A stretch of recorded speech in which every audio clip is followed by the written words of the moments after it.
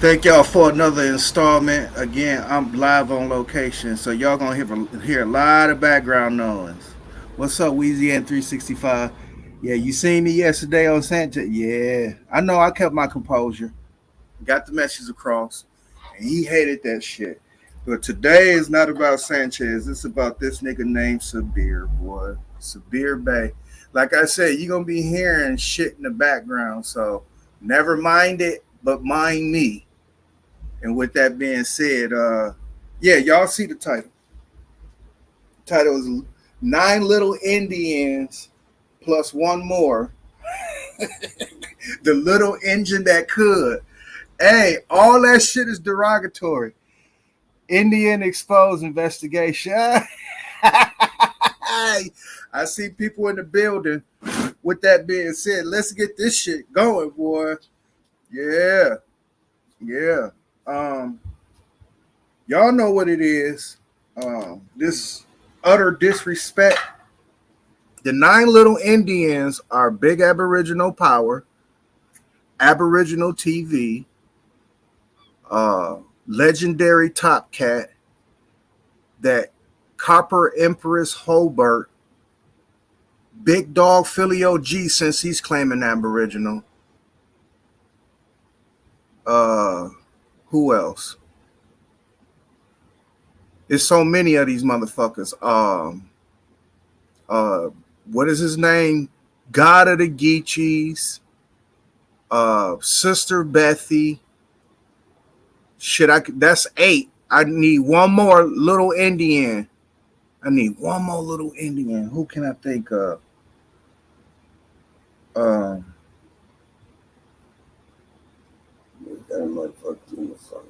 damn, what's that other little Indian name? I can't think of. I can't think of the ninth Indian name, but y'all get the point. In the one, the one more. I'm talking about Sabir Bay. I'm gonna leave PNF alone. I'm gonna leave root words alone, and I'm gonna leave D Calico alone. This rip. What I'm gonna do is focus on Sabir. Now, I don't know if y'all caught that last stream that I did about Sabir.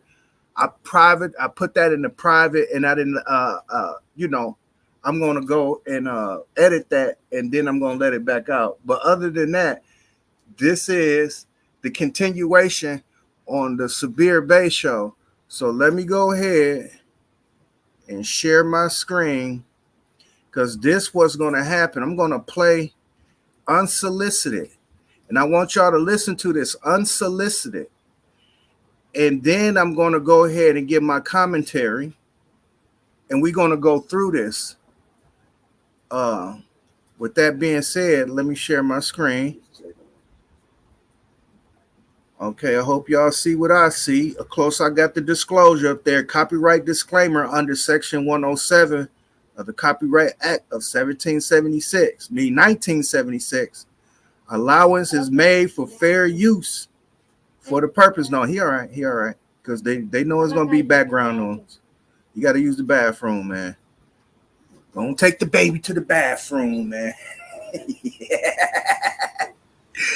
But yeah, we finna get this started from this point, and I'm playing it unsolicited, so I'm going to mute up.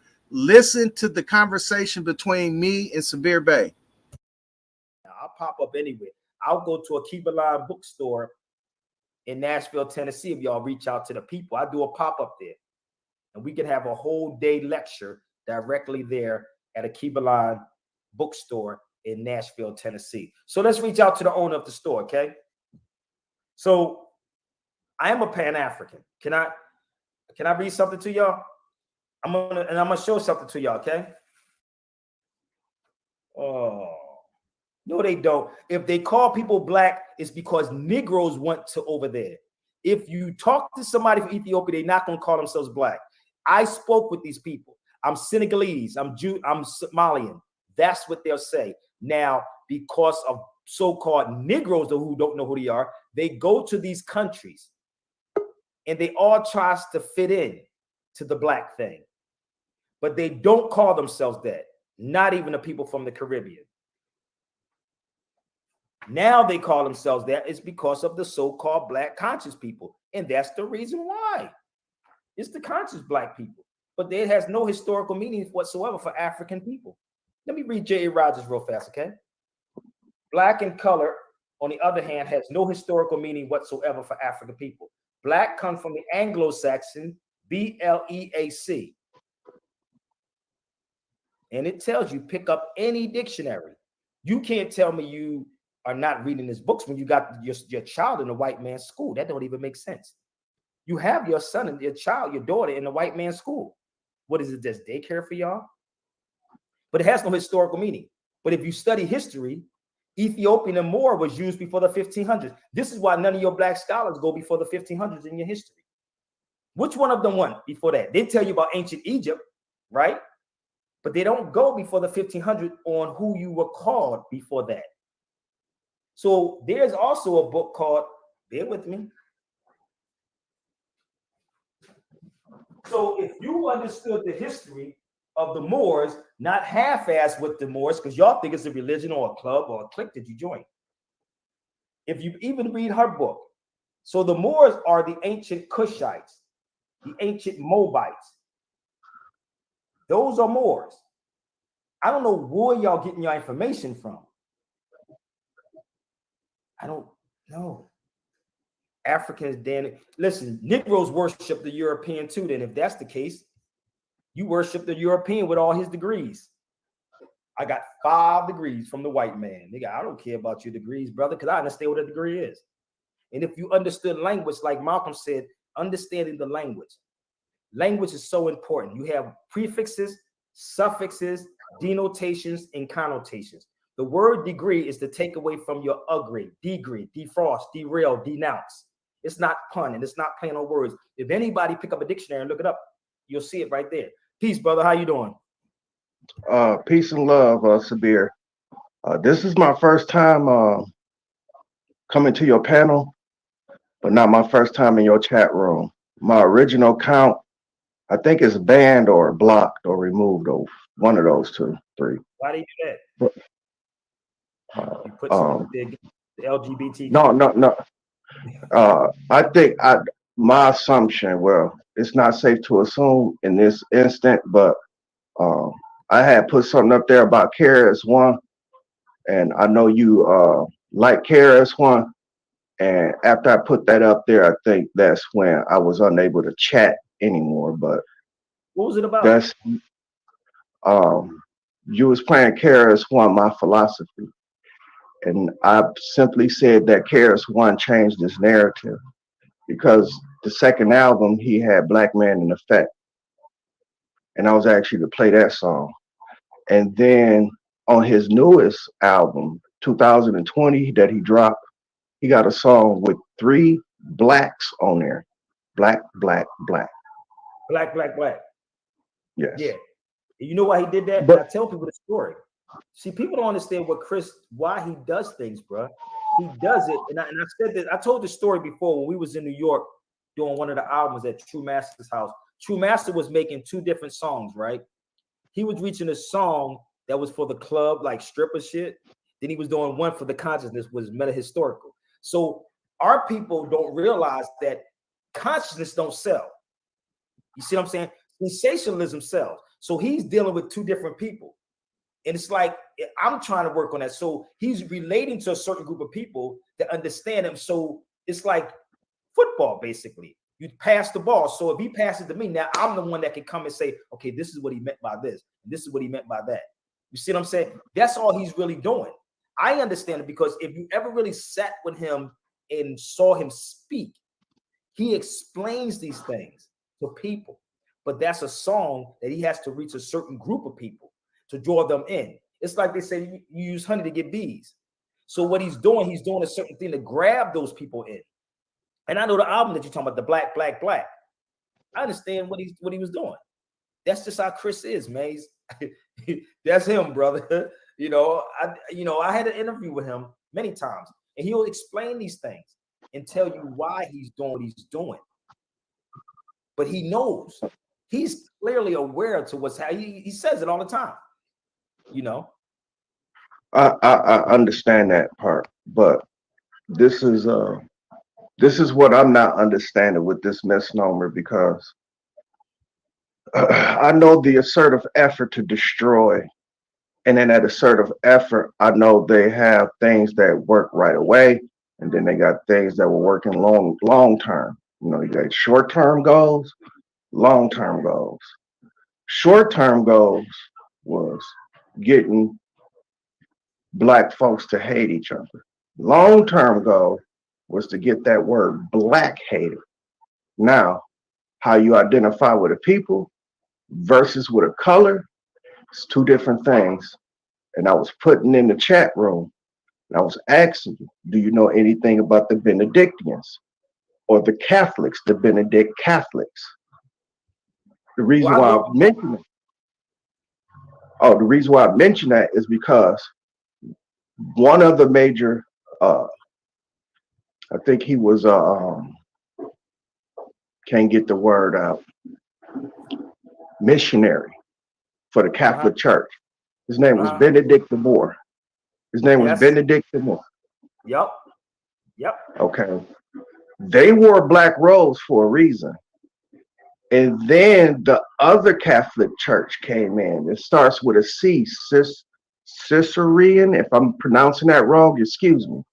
But they came in wearing white robes, and they put the philosophy out that black is bad luck and bad guys wear black. And this was only in the 1300s. They were wearing black robes, and what they meant in terms of nobility, royalty, humbleness, they've been wearing them robes since the 800s or the 700s in the Catholic Church. That's us right there too. I was in Seville. That's the Negroes in Seville. They never used the word black. Black was not referring to a complexion of a person. That was nothing to do with a complexion. What they did is they flipped it. And this is why we tell people to study this guy named Johann Blumenbach. Johann Blumenbach. Everybody should know who this man is. But I went to Seville, Spain, and I'm looking at this. And I went to that particular street. It's called, y'all should look it up. It's called Candy Negro, right? I'm on this block called Candy Negro because it wasn't, the word black is English term. It's Anglo-Saxon, but it's a Middle English word. But so let me ask you this question. What was first? Was it Spanish, English, or Latin? Latin. Okay, so the Latin word for it will be nigger. The Spanish word will be Negro. The black word will be English. So before all of that, it was Moor. And that's what people don't understand. It's like they had to break that. There is a guy named Santiago, or St. James the Moor Slayer. There's many wars that went on with the Moors. But Charles, we don't even know, if you talk to anyone outside of the United States and you ask them about Charles Martel, Charles the Hammer was Charlemagne's name he took on, right? Because he talked about it. I was in Marseille and I stayed in Toulouse in France. And I went there to find out this information. Charles Martel, y'all can Google this.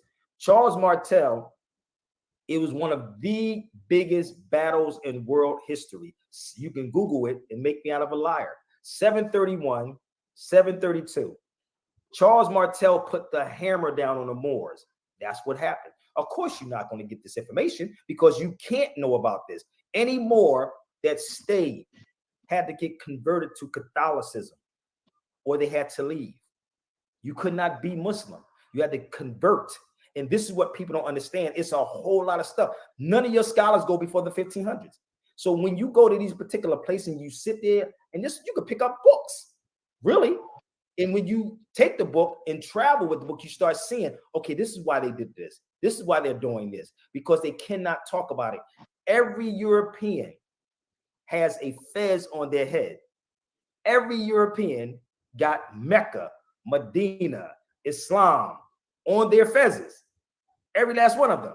This is the crazy part. We know, but our people don't know, because we've been hitting the head in the North Gate, which is the top of your head. This is the North Gate. This is from my understanding. Everybody can't be a Moor. No, what do you mean? Okay, this is what I mean. Remember that scene that you showed with Martin Lawrence in the movie Black Knight? And Okay. he says, state your business more.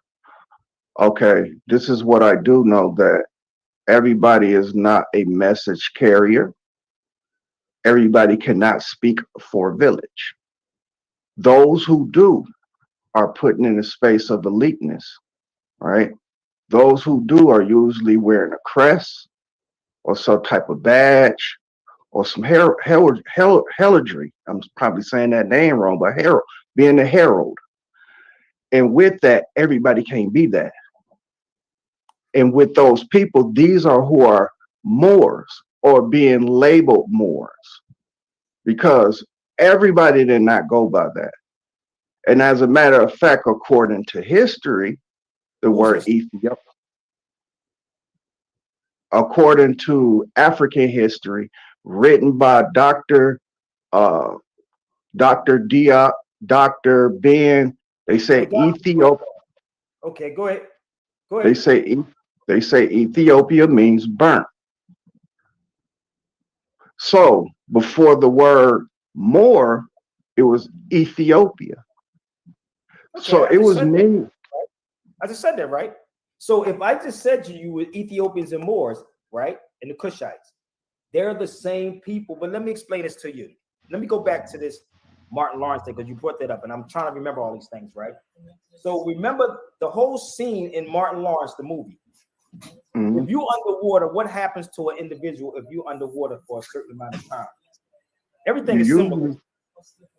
You usually drown, but water is a cosmic conduit. But go ahead. No, you can become unconscious. You can become unconscious. So if I just said to you, you've been hitting your head. This is the whole concept of masonry. Hiram Abiff is symbolic. Ladies and gentlemen, I'm going to rewind that so y'all can hear it again. When he asked me the question, he said, you know what it mean when Martin Lawrence drowned? What happens when you get in water? I want y'all to hear that again.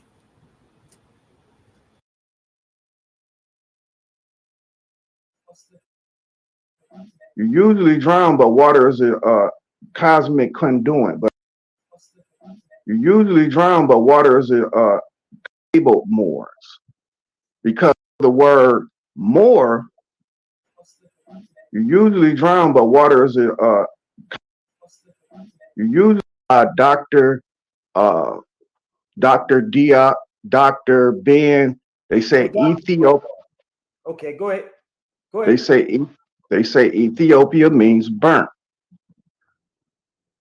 So before the word Moor, it was Ethiopia. Okay, so it was many. I just said that, right? So if I just said to you with Ethiopians and Moors, right, and the Cushites, they're the same people. But let me explain this to you. Let me go back to this Martin Lawrence thing, because you brought that up, and I'm trying to remember all these things, right? So remember the whole scene in Martin Lawrence, the movie. Mm-hmm. If you underwater, what happens to an individual if you underwater for a certain amount of time? Everything is similar. You usually drown, but water is a cosmic conduit. But go ahead. No, you can become unconscious. You can become unconscious. So if I just said to you, you've been hitting your head. This is the whole concept of masonry. Hiram Abiff is symbolic. You are Hiram, who's been hitting your head and dug in that shadow grave, who needs to be risen from from the grave. This is what they're not going to tell our people. So that's why the judges in the courtrooms bang that mallet 3 times. Hiram Abiff, you are Hiram. You're sleeping in that shadow grave and have to be risen from a dead level to an upright perpendicular straight up on the square. So when Martin went back in time, that's what he did. He's an individual. The movie's supposed to be based around you don't know who you are. So he didn't call him black. He called him the Moor. So in the medieval times, that's what was going on.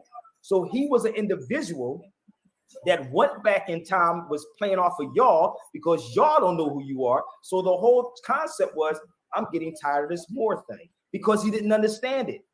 They didn't call him that. I'm sitting there like, y'all don't catch what's happening in these movies. In order for an individual to write a movie, you have to research, just like Wild Wild West and Will Smith.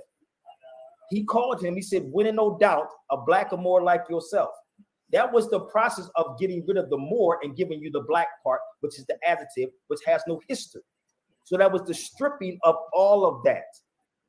I just gave you the timeline on how this was broken down. So if one does not study the history, you will never know. So you don't go into the Moors as if it's a club.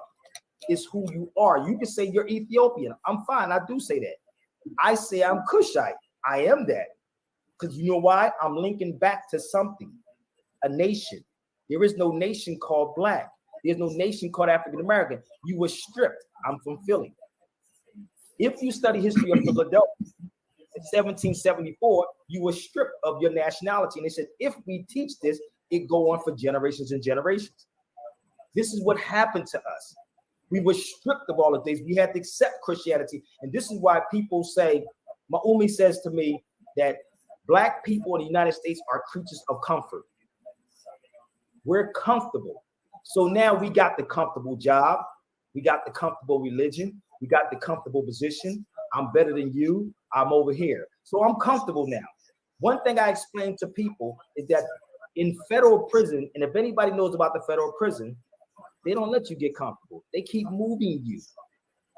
You keep getting moved. We're comfortable. And this is what is happening with our people. I never get comfortable, bro. I sleep on floors if I want to. I go do all kinds of stuff. I don't get comfortable. We are so comfortable in contempt and what we at. I don't need to fight the brother. We're black. We got to get reparations. I just said, why don't we have law classes on what is reparations and who you're going to get reparations from, who you're going to give reparations to? Because if you had common sense, you would know it was never called the United States back then. They were called colonies back then. They were called colonies. And that's what people have to look at. What nation would you get it from? What nation would you give it to? And if you want to use the word, what do you call it in court? Restitution, that's a wrong. But reparations for when nations fight one another. It's like if a person goes to war, or if you're boxing, for instance, you congratulate the one who lost if you're boxing. Or it's in anything. But what happened is so wrong that was done during the time of war. And no matter how many, and I spoke at UDC on this, and I said we need to have reclamations, not reparations. Reclamation, which was claim what's underneath your feet. That's what we need. I'm not looking for the payout, begging him and saying, yo, I want you to come pay me. Because anything that's given can be taken. And if you don't have an army to protect it, this is the whole concept. And people are sitting here playing this game with our people. And people hit me up saying, well, Sabir, why are you not explaining this to these cats? Because they don't want to call me. Because it's simple. A child can understand this, how simple this is.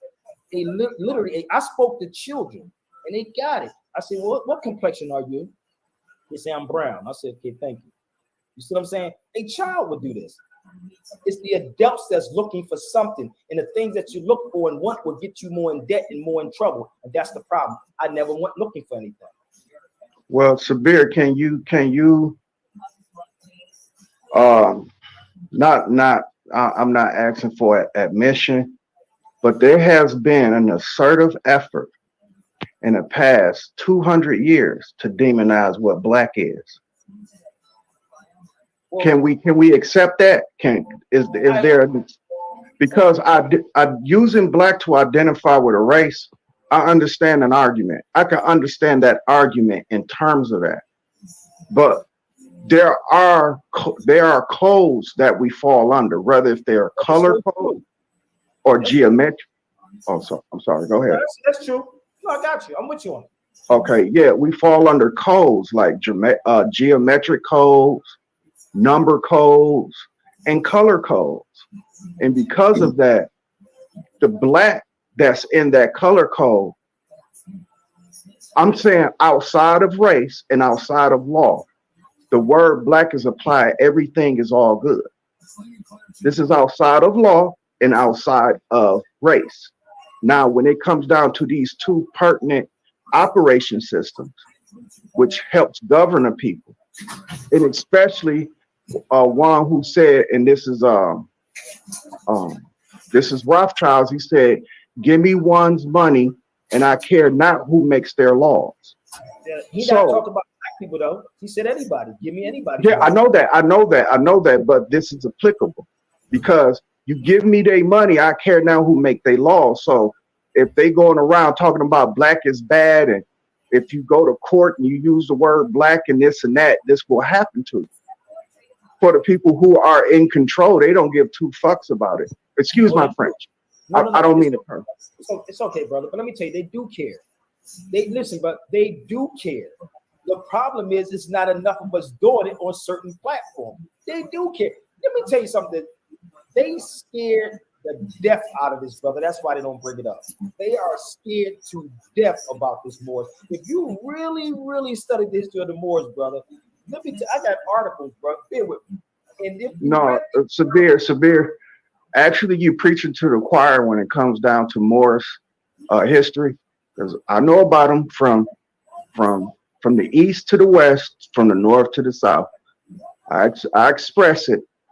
I don't want to be out of turn or not have good etiquette because I've been watching you, and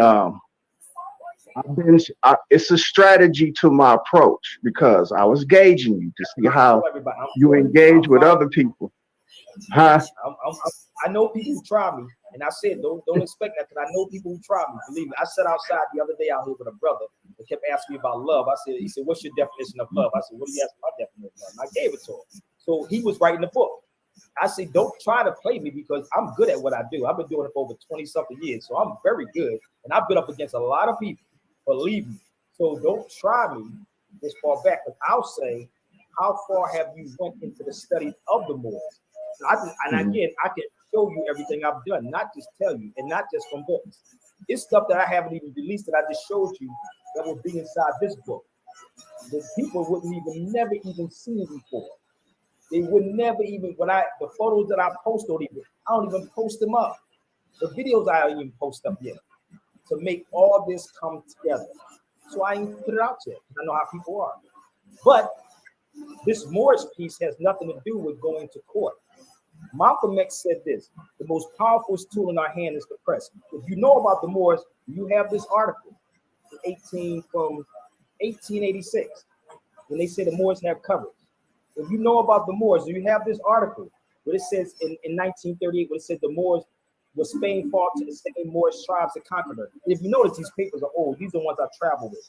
If you know the Moors, you would know about Langston Hughes when he said Moors being used as pawns in Spain when he was in Madrid.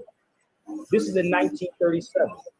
These are news articles that I've taken with me in these particular places and went into museums. I was literally in Madrid going into these museums with these papers works, asking about this, and they all know. But they don't call them Moors, they say Moro. The word Moor is English. And if you're in Spain, if you say Moor, they be like, huh? But you gotta say Moro. Then they say, okay, I got it. Let me show you something. So these are the things that I've been gathering for people to show you. Like, it's weird, they do know, but if you don't study King James, the Moorish Slayer, if you don't study what's the other, Gerardo in Portugal, it's a lot of stuff that went down, bro. And I'm sitting here like, yo, this is weird, man. Like, literally, I'm showing people all of these things I've been. The guy Gerardo, he's from Portugal. I took this with me to Portugal. I went to the Moorish castle in Portugal. I'm sitting in these places like, God damn, this is crazy. And I had like 20 books in my backpack walking up that mug. I walked up to the Moor's castle in Portugal, and I'm pulling out books, and I'm sitting up at the top of the mountain asking Europeans questions like, "Yo, you know about da da da da da da?" This is serious, man. But when you come here, you don't want to have that conversation. You think I'm gonna be a Moor to get out of jail. This ain't about getting out of jail, B. That's what. No, I'm not talking about that. I'm just saying. what I'm talking about. Oh, go ahead. That's all I'm saying. It's other people. Oh yeah, but the reason why I said that is because the Moors that I have conversation with or discourse with, they always seem to try to justify not using the word black, and they always bring up either law or race. And when I tried to have a discussion with them, I said, let's go outside of that. Let's not discuss race. Let's not discuss law. Let's discuss what black means. Because well, what happened? Can't say that. You cannot say that. You can't say let's not discuss law because law cover all events. That's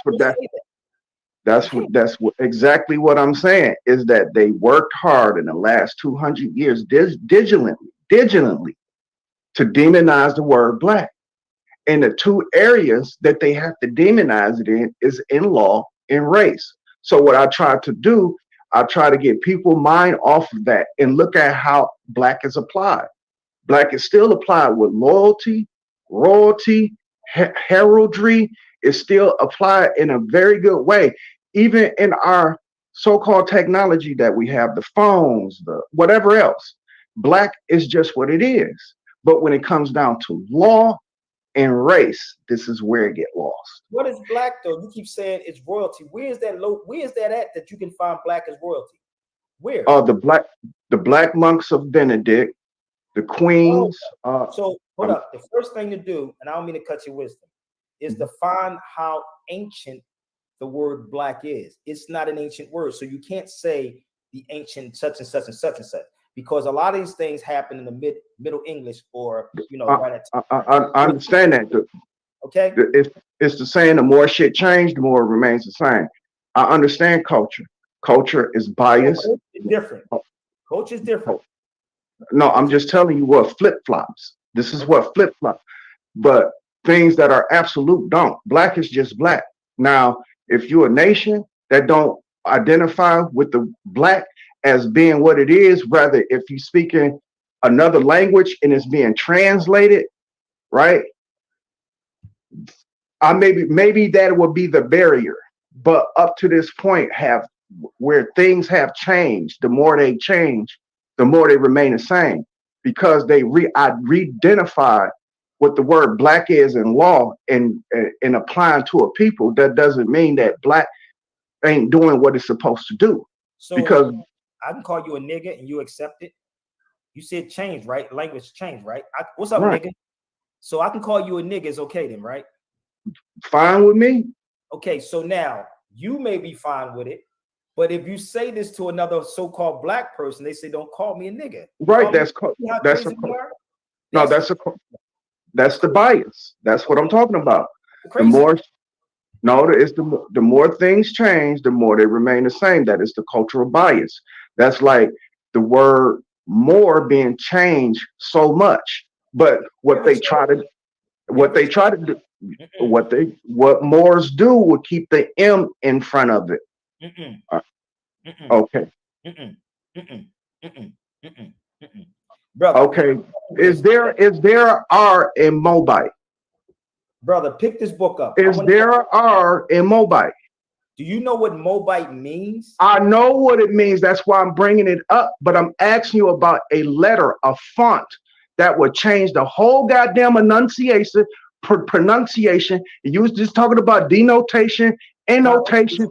But you hold up, slow down 1 second, because you're saying things, and I'm trying to hear you, because you said the more. More does not just have to have an M in it. This is why I just presented something to you, but you was looking the opposite way. I said if you would pick up this book, he has the variations of the word more, and it still means more. Okay, so A. Rogers did work without a internet. How the hell do we have the internet and we don't get it? How did this do this research and give you different terminologies from French to German to all of these things? And exactly it. That's the point I made. I said you may not identify with the word black, but you are saying it in your language. What I have to do, I have to translate that. So if I find the word that's familiar with what I'm familiar with, then I can translate your word saying kabooga booga to the word black in English. So if I'm writing a book and I'm talking about the people of Sabir Bay, and if I'm writing and I say kabooga booga in his language means black, I can't come to you and say black hat, black hat, black hat. You'll be looking at me stupid. But the moment I say kabooga hat, you're going to be like, oh, yeah, that's what kabooga means. Yeah, that's what it means. See, that's culture. Hold on. That is culturally biased. We talking about an umbrella here. An umbrella, because you call a German Polish, they'll probably behead you because they don't like Polish. They don't like Polish people. I live in Milwaukee. I understand y'all got a Germantown in Philadelphia, but here in Milwaukee, it ain't nothing but Germans and Polish running around here. Okay. So I know by culture. Well, I just tell you what, this is probably just a Milwaukee thing. But here in Milwaukee, and that's what I was getting ready to say, because this is, again, culture. I'm from Philly, but I live in LA. So when you go to certain places, you adopt the person's culture. If you go to Spain, you adopt the person's culture, but you have to know the languages. How many languages do so-called black people speak in the United States? I wait, right? Well, I don't think, well, I put it to you like this. I ask you a question. Go ahead. What languages do they speak? In here in Milwaukee? No, I didn't say Milwaukee. I said let me say it again. How many languages do black people speak in the United States? I didn't say Milwaukee. It varies. A few. They speak Arabic, French, Spanish. No, everybody. No, they don't. Not black people. That's a lot. Sure they do. Hold on. Because if I'm not, I don't want to play semantics, because that's what it's coming down to. But our English language, our English language got everything mixed in it. So them not by default, them not knowing that they actually speak in another language. But you talking about fluent, and they're exchanging services for goods in another language. I would say one more, and that's Spanish, because they do speak Spanglish. I know black folks who speak Spanglish. Okay, now I have an English woman on here right now, Sonia. Ask her, do you speak English, and watch what she tell you. I went to the UK. I was in there. I speak there, but because I'm listening to her, I'm like, God damn, I can't even understand her. Ask her, do you speak English? Ask the person from England, do you speak English? Or are you speaking gibberish? Which one? She'll respond in a minute. See, this is the problem. When you go to a country, their children, or they speak at least 7 languages. 7 languages, right? Hold on, let me see what Sonia said. He's complicating what is already complicated. Thank you. And this is the thing. Like, it's hard pill to swallow with our people. So you have to understand the culture of people. I explained this the other day when I was in the UK. Sonia, remember, I was in the escalator in London, and I'm coming down the escalator. In my mind, because of the mindset I have, because of the States, I'm thinking this, and I never thought of racial profiling. Never. I'm sitting there in my head thinking, this lady racial profiling me. But she wasn't racial profiling me. She said, you must not be from here. I said, why do you say that? She said, because you're on the left side of the escalator. You're supposed to be on the right side of the escalator. That's culture. So she educated me of what it was. So if you go somewhere, you don't understand the language nor the culture of an individual. I said the same thing when I moved to California. I'm from Philly. We say John. We say what up. I'm in Hawthorne and said what up to a brother that was in Hawthorne. He jumped out the wall, said, what up, cuz? What up, cuz? I said, no, cuz. I mean, that means what's up. He said, where you from, cuz? I said, the East Coast. He said, where? New York or Philly? You follow me? That's culture, but we're the same people. So understanding the culture. When I moved to California, what did I do? I was adopting the culture of California. Let me be real with you. I was wearing pastel. I didn't even know what the hell that was, nigga. I was buying shirts that was pastel. You know the different color? That's culture. That's something that some people wear in LA. And then I snapped out of it. And I had to come back. You see what I'm saying? I understand culture, Sabir, but this is the thing. All cultures use universal applications, rather if it's numbers, digits, colors, or geometrical shapes. Culture can name that whatever they want to. They can. They can actually name a square a triangle. But when it comes to universal application, that square is applied as a square. What is a coach? That's your question. What coach is? Tell me what coach is. Give me your definition of what coach is. Hip hop. Thank you. That's hip-hop. Yeah. Hip hop. Okay. That's a culture. So is it a color in hip hop? Oh, for sure. No, it's not. So, there's no color in hip hop. How you gonna say anybody can be hip hop? How you gonna figure how could it's a color in hip hop when anybody's hip hop? I say Eminem is hip hop. You can't. I'm not talking to see. Here's the identification. Here's the culture thing. Now, when you said color, you said color. I said, is there a color? You know exactly what I'm talking about if I'm talking to somebody. The No. average person would sit up here and say, No. If you say there's a race, there's a race. Brother, I said color. Mm-hmm. Is it a color in hip hop? Yes, there is.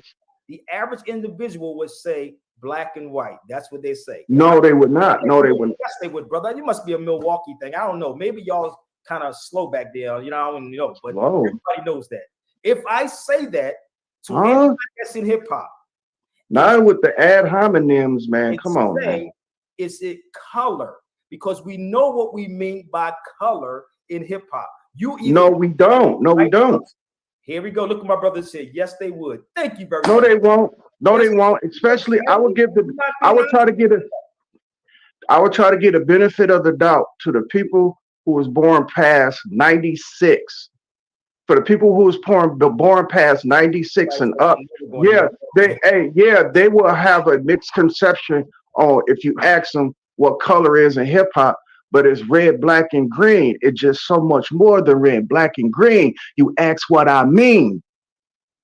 And life is just a dream. That's X-Clan. It's so many colors in hip-hop. But this is not what we're talking about. We're not talking about colors. As a matter of fact, your red, green, and gold, do you remember Public Enemy's first single that they came out with Bum Rush the Show on it? What about red, yellow, and gold. It was red, green, and gold. The album cover was red, green, and gold. Let me explain this to you. Hold up. Let me go because I want to explain these things because you keep going, but I got off track of what I'm doing. But I hope you got what I'm saying. But this is the Pan-African colors, and I wanted to read something. That's what I was going to do. I'm not telling you what the Pan-African colors are. I'm telling you. You said that's what I'm talking about. I don't know what you. No, you asked me what. You asked me what colors are in hip hop. You trying to put me in a narrative and fit me in a narrative of a child who was born in 2000. I'm not putting you anywhere, brother. You may be putting yourself there, but I'm not putting you there. I never said I'm gonna put you there. Now, if you ask me what race, I would tell you black. I would tell you black straight up. There is no race called black, though. That's the problem. Okay. Now that should be the crux of the discussion because I tried describe my discussion on my feed. This is not your. This is my feed. I'm not arguing that issue. I said black. I knew it. I'm going into. You stayed on it. That's not the crux of my conversation. I'm gone, man. Yeah. Okay, because I just told you, don't come at my feet with the craziness. You know, I knew it, brother. He didn't say what I wanted him to say. It don't work that way with me. Unsolicited. Thank y'all for showing up. Thank y'all for staying. For the people who showed up, thank you. I can't thank y'all enough, man. Y'all the greatest. Put it to you like that. Y'all the greatest. Thank y'all very much. And with that being said, hey,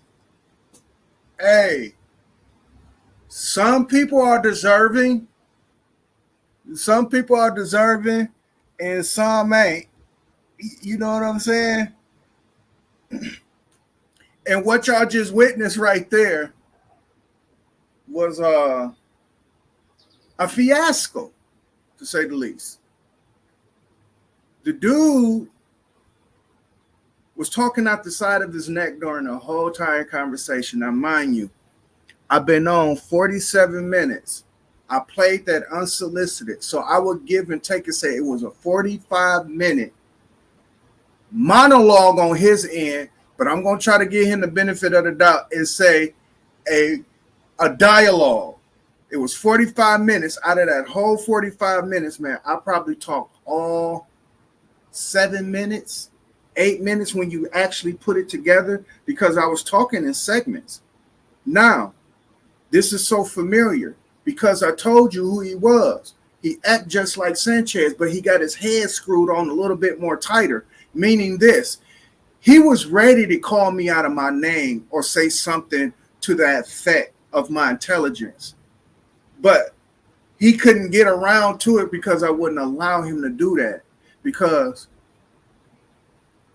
I was bringing it back to the point. I was talking about what I came up there to talk about was, why do y'all Moors demonize black? Why do y'all demonize black so goddamn much? Let me get this thing off here right here. Let me get this thing off there. And they say, I'm asking the question, why you want to demonize black so much? Why you want to demonize black so much? I don't know. But y'all need to stop that shit. And that's the reason why that was the one more. But for the 9 little Indians, the Sister Bethies, the big Aboriginal powers, who else is it? It's all them motherfuckers, and they be on OG's panel and all that shit. Put that up. Yeah. I'm sick of these motherfuckers, man, putting down Africa and putting down what black is.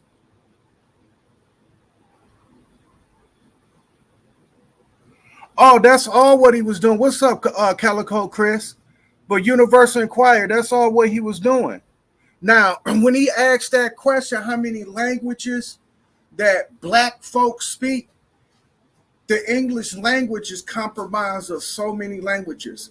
Number one is the Franco language, which is the French language. We speak more French than we do anything here. Now, what happened was this, is that they took the Latin lettering, the Latin sound of the lettering, and they just fixed it to the English language. Do you understand? That's how it goes. In linguistics, if you know anything about applied science, which they don't, but I'm telling you, applied science here with speech and language. You can take anybody's font and sound and make it into your own. That's exactly what the English did. But the English was speaking German over in England. They were speaking French over in England. They were speaking every goddamn language over there, dude. And they just mixed and matched with what Latin already offered as a language, because we don't go around here talking Latin like skurus or saying quid pro pro. We don't walk around saying Latin terms, but lawyers do.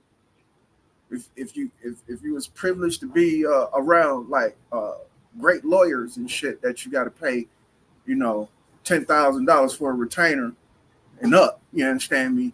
You will learn that they speak in Latin in courtrooms, but in everyday diaspora, people don't speak Latin. But that was the base language for how the English came up with their fucking language. And he tried to put so many people. That's that Sanchez shit, except that he didn't have the panels of dick suckers on there. That's what was happening. He didn't have that panel. It was just that dude that looked like he had asthma. That was the only dude up there. And with that, he was trying to pull as many people as he could out of his chat room to try to prove himself. That's what you call appealing to the masses, man. That's one of the hugest fallacies. That's when you know you're lying.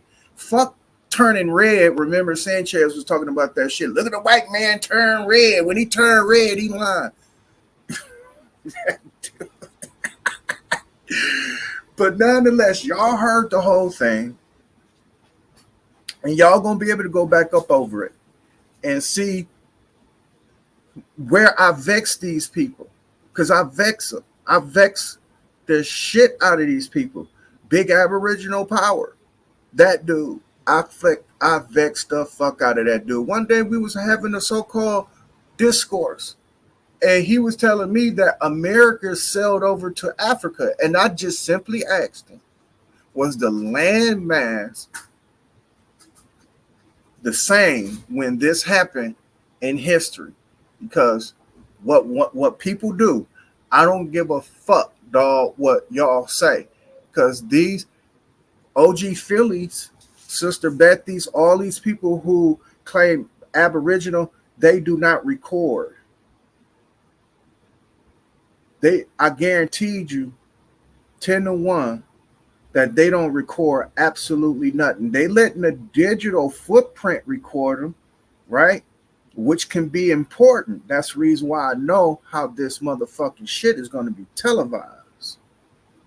But with that being said, that's the reason why I'm leaving my digital footprint. But with that, these motherfuckers don't know no other way of recording.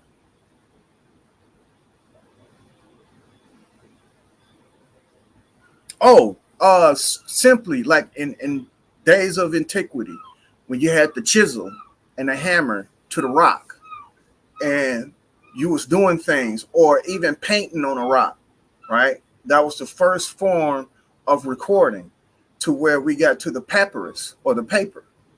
We started using ink, paper to ink. And do you know another little Indian? I guess he calls himself Drez or Question Everything. That motherfucker said when the man invented pen and paper, that was the day that we became indoctrinated. I cannot make this shit up, dude. You know they talk like this shit here. For the people who are watching, for the people who are going to be watching, one of them 9 little Indians talk like this. And they the Injun that could. That's a derogatory term for all you fucking Aboriginals. Who invented that word to fuck you up in a social This is a social diaspora. Meaning this is socially engineered. This was not a slur word. This was actually a word that was applied to the fucking Aboriginals. How come y'all not telling people? Just like I told people about the Moors and the word ride. I fucked them up with that. That's the reason why I think that PNF, D Calico, and even Root Word and all the other Moors, for I had this discourse and I brung that up. They backed up. They backed up because here we are again. Y'all studying the wrong fucking thing. If you don't know the history of the author, you don't know what you're reading. In other words, if you don't know the authority who pushed that forth, you are fucking lost. You are lost. And with that, I made a great example on how the Moors would not bring up the history in terms of what the word ride means and what we trying to call ourselves traveling across this world. Because the word ride, again, binds you back down to a fucking maritime law versus civil law. Same thing with Injun. I'm educating y'all now. That word is used in social engineering diasporas.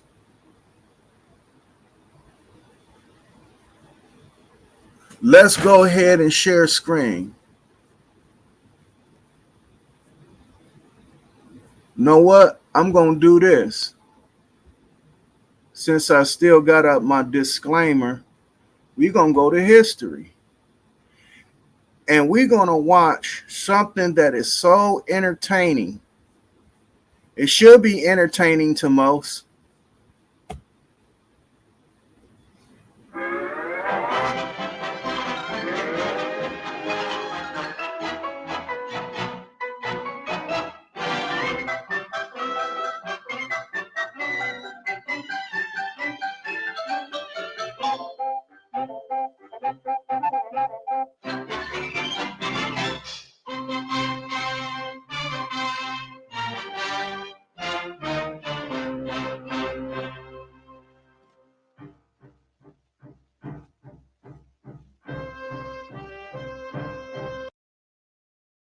Let's pause. Let's get a little rewind on that. Right there. Injun Joe's territory. Look at all that territory right there. And then where they say the USA is at. When in history do you think this cartoon was depicting all you fucking aboriginal niggas?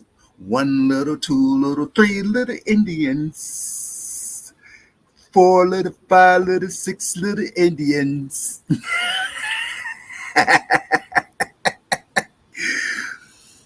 Can you please tell me, why do you think this cartoon is depicting this shit like this and saying this? This don't got shit to do with Africa, dog. Nothing to do with Africa. So why are you hating so hard on Africa? Let's watch this.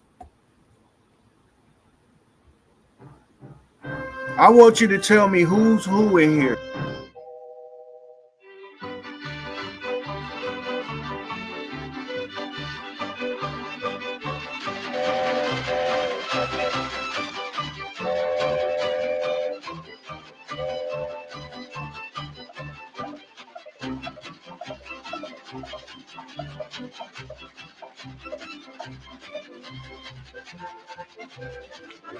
Porky, better scout on ahead. Keep a sharp lookout for Injun Joe. Varmint. Okay, Chicky.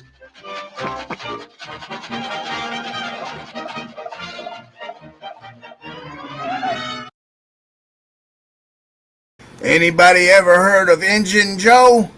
Boundary lines, pale face, keep off lawn, Injun Joe. Injun Joe, engines.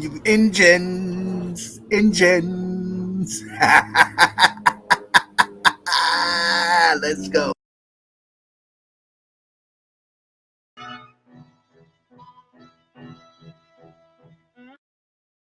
Let's get this shit straight. Black folks ain't control of Hollywood. We don't control imaging around this motherfucker. Injun Joe, the engine that could. You little 9 little fucking Indians. We didn't control imaging at this time. Dumb motherfucker. And Porky the Pig is Daniel Boone. Fool ass nigga. He's gonna make sure that the train leaving from New York going to California is unscathed.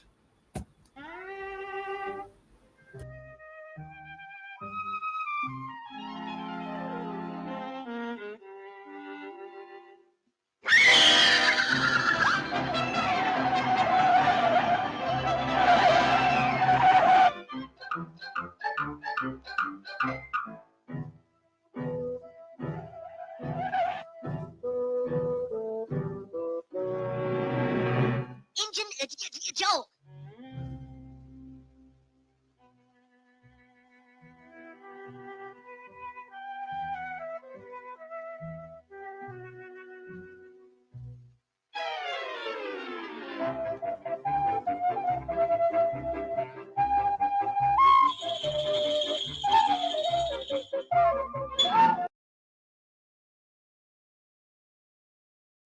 And guess who he is?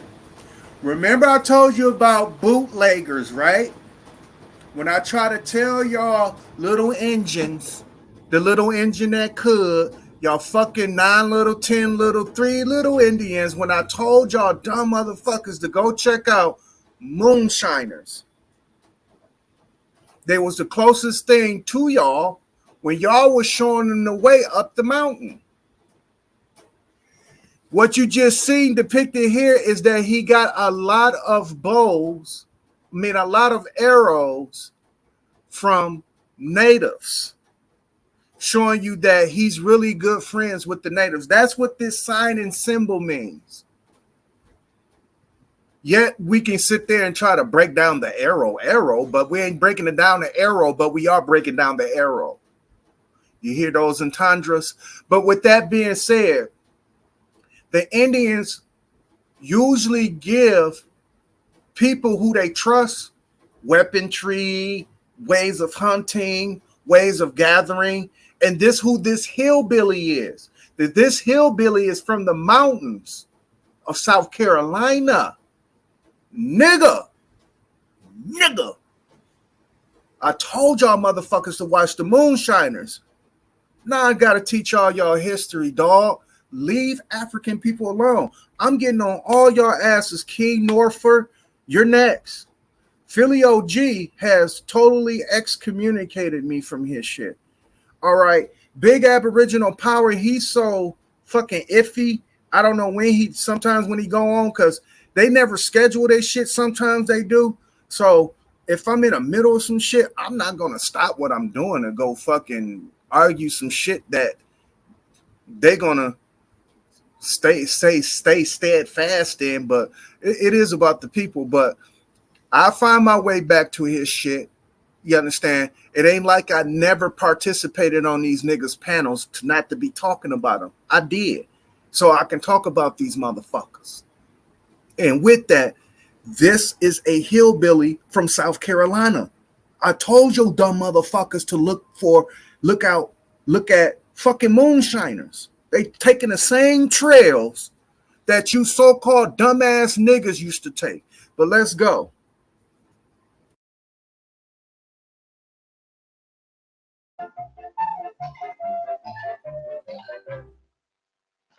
Something I won't tell. I won't tell. I won't tell. I know something I won't tell. He says, I have something that I won't tell. I have something that I won't tell. He has a secret. Let's move on. What is it? Well, it's just that. Well, it's.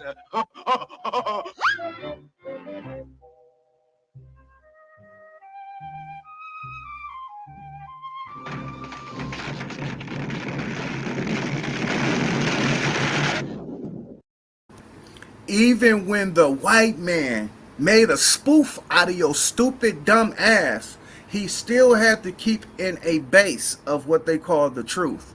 And even with that, dog, he's showing you how mighty you is. You coming straight through a goddamn mountain cap, nigga.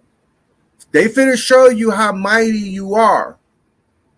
This is not no fucking African coming over here during the days of history and making these images up. You silly ass niggas. So stop talking about Africa. Focus. I need y'all to focus on who really did this shit. And to come to find out, it's really your own people. It's your own kind. It don't got shit to do with reclassification or making a motherfucker think that he's not from this land, he's from Africa. You think that's the trick? No, you silly dumbass bitch. You are the trick. You're the trickster. But here's this white man depicting your fucking history in cartoons that what's the great word that OG Philly like to say? That you got indoctrinated. This shit that indoctrinates you. But let us move forward.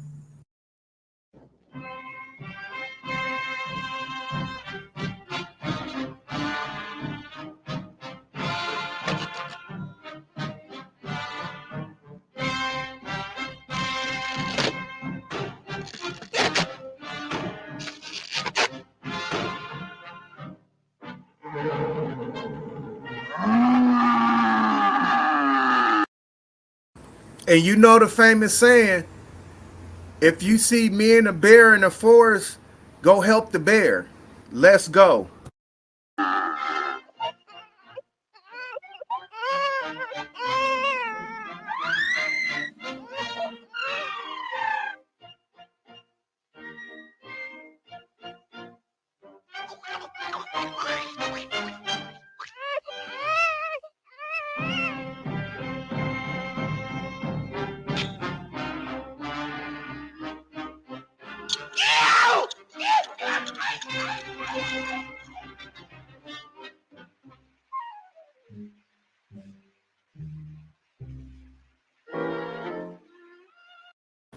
Again, they showing you Aboriginals how mighty you were. Let's move on.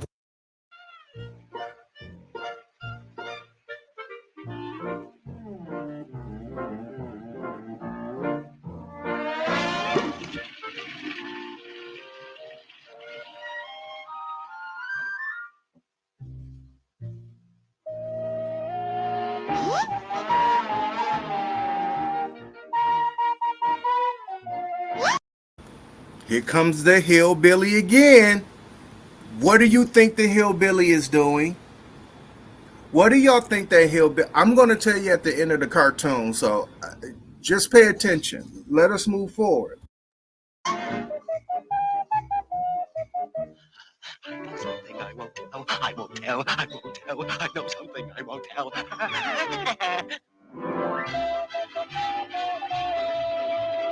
do you know? Well, it's a secret.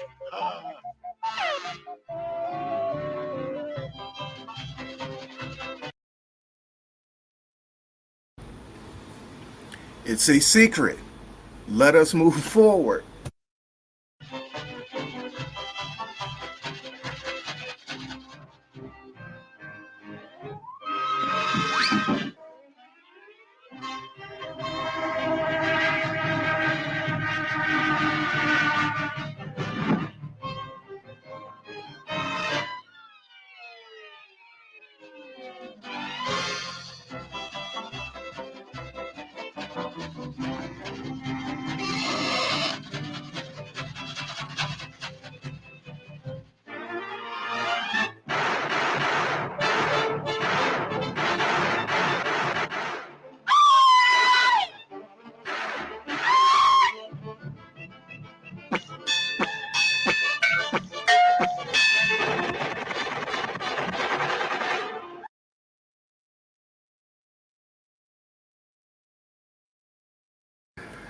Woo, we y'all said why Dad got us watching this goddamn cartoon? What the fuck is going on here? What's going on here is I'm educating y'all and I'm giving it to y'all like real nice. Okay, let's if you go back in real history, right? The Buffalo Soldiers, right? Uh, wounded Knee. What else? The Oregon Trails. Shit. It's so many goddamn battles that took place where Injuns, Aboriginals have surrounded wagons coming going to coming from New York going to California all the time. They used to rob them all the time. How the fuck you think they got the name? Let's move forward.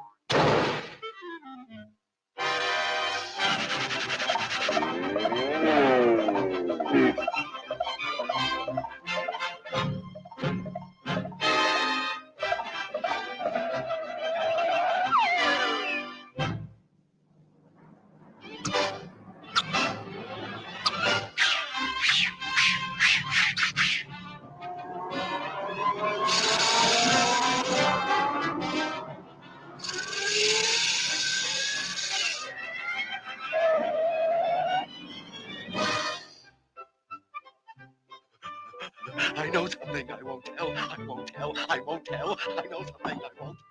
What? See how the hillbillies show up on time? Now, what you seen there is that Porky the Pig's character as Daniel Boone was trying to protect that cargo that was coming over. Of course, this big Indian is a representative of all the tribes that occupy the so-called west coast of America. Now, what happened?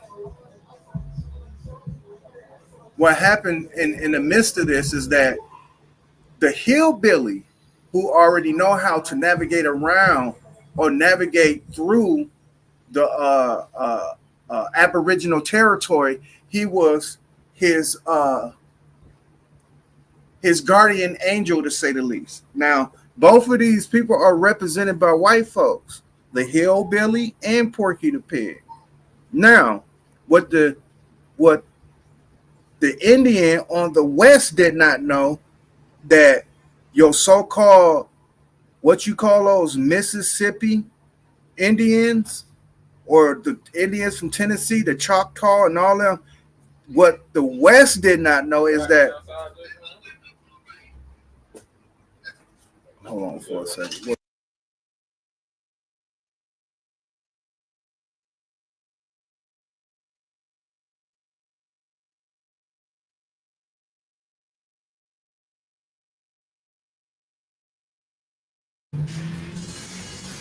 But nonetheless, yeah, I told you I'm live on location, so you may hear some background. And with that, yeah,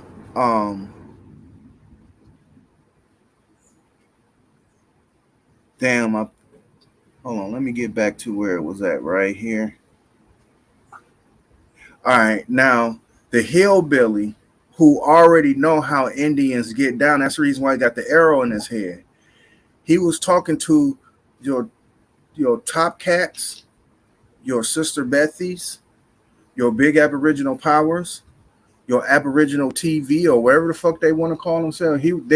This hillbilly learned how to move around because these people told him how to move around.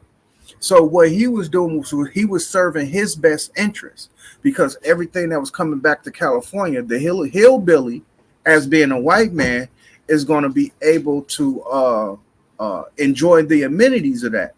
So what he did for his best interest was protect Porky the Pig, who was protecting the fucking shit that was coming from New York to California, coming back from California to New York. Now, what this big Injun Joe Indian supposed to represent, again, it's a derogatory term. Injun is a derogatory term. And with that, this social diaspora, especially expressed on this cartoon, is telling you that at the time, it was almost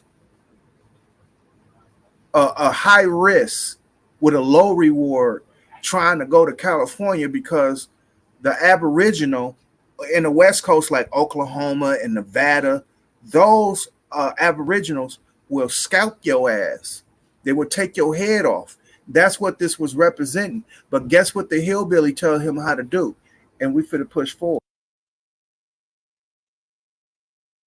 I know something I won't tell. I won't tell. I won't tell. I know something I won't.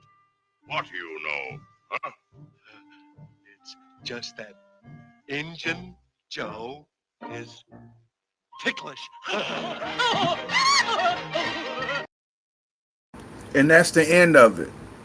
They go through silly cartoon shit, which we already went through a silly cartoon. I just didn't want to take you through no more. I just wanted to give you the point of this being made. I know something that you don't know. Joe, you a motherfucking belligerent, dumb motherfucker that's easy to be manipulated. In other words, you can take that tickle. Let's use symbology here. Let's use our imagination. You can take tickle and call them an alcoholic. You can take tickle and say that they got miseducated. You can take tickle and say reclassification, like how they love. Fuck is that? I said, what? Oh, okay. But yeah, you can take the word tickle and apply it to anything that made this Indian fail in his quest of keeping his territory. The country bunking white man told the other white man how to get over on the Indian And in this cartoon, they just only said tickling. But you can take the word tickle and apply it to what you need to apply it to. Now that I have your attention on that, let me fade back, Up on a panel. fade back, and go here and say,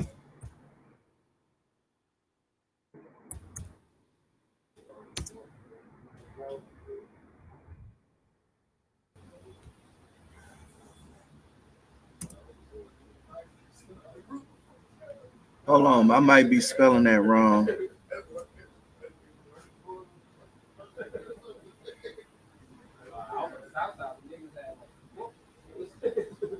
Yeah, my fault, y'all.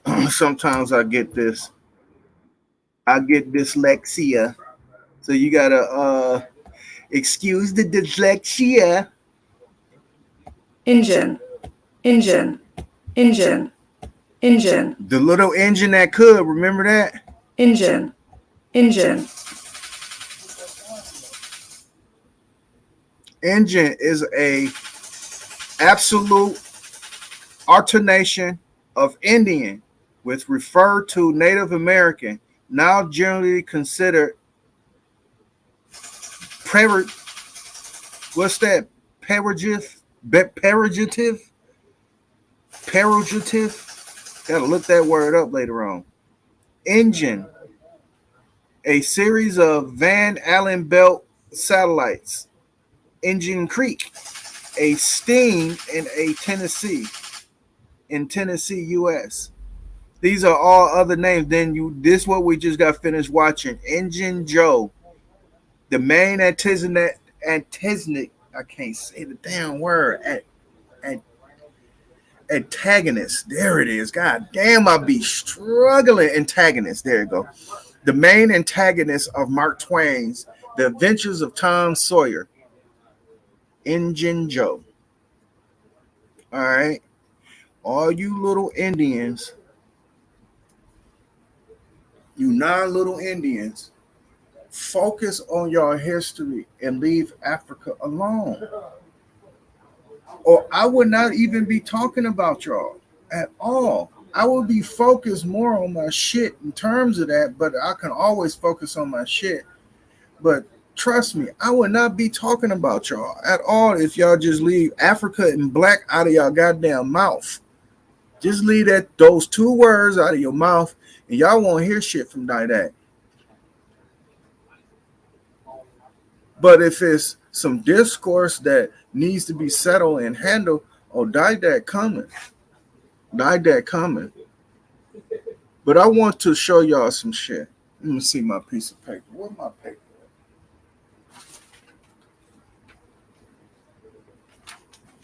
Now that I got y'all undivided attention, let's go.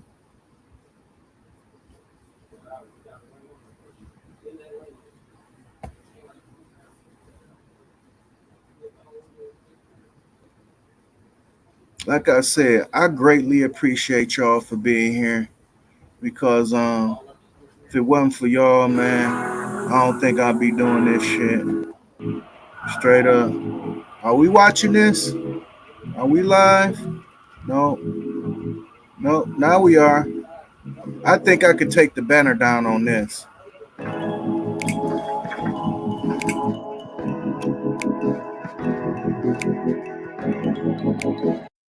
Now remember, I was trying to prove to this dumbass nigga Sanchez yesterday that gases can form a sphere. And especially if you form in pressure around it, which space is. It's a lot of pressure out there to keep shit in shape, right? And the most efficient shape that it takes is a sphere. Now watch what this motherfucker does.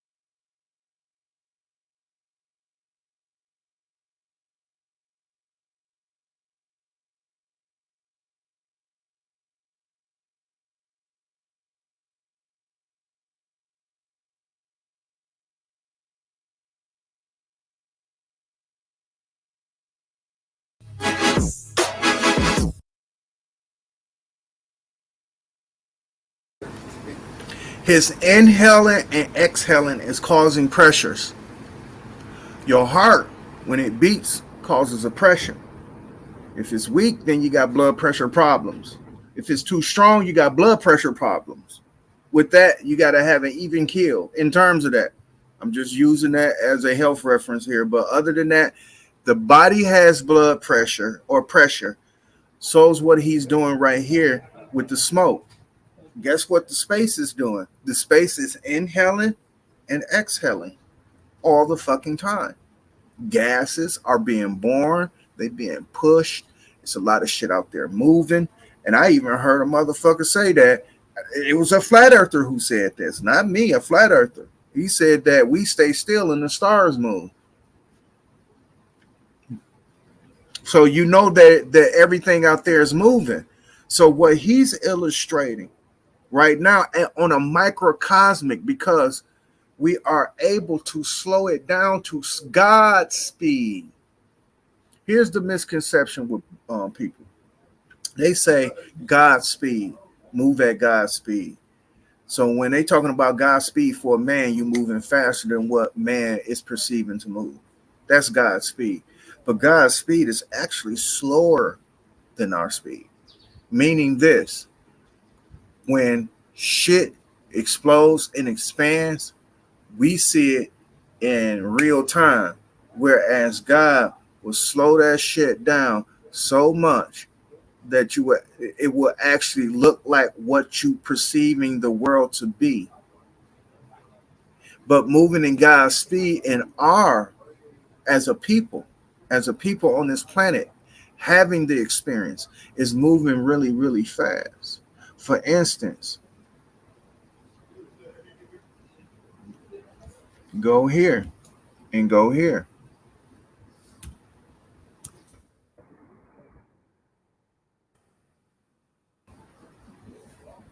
All right. I done illustrate this one like a billion times. In full detail. We're only going to be able to see.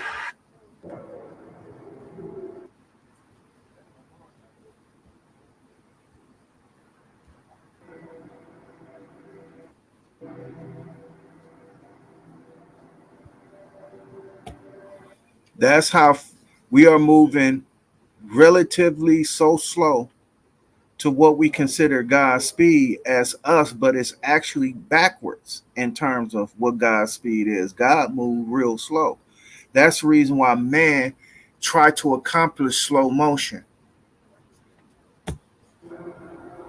This is an accomplishment by man. That camera that he's using, that camera is so expensive, man. Like, Oh, we got it.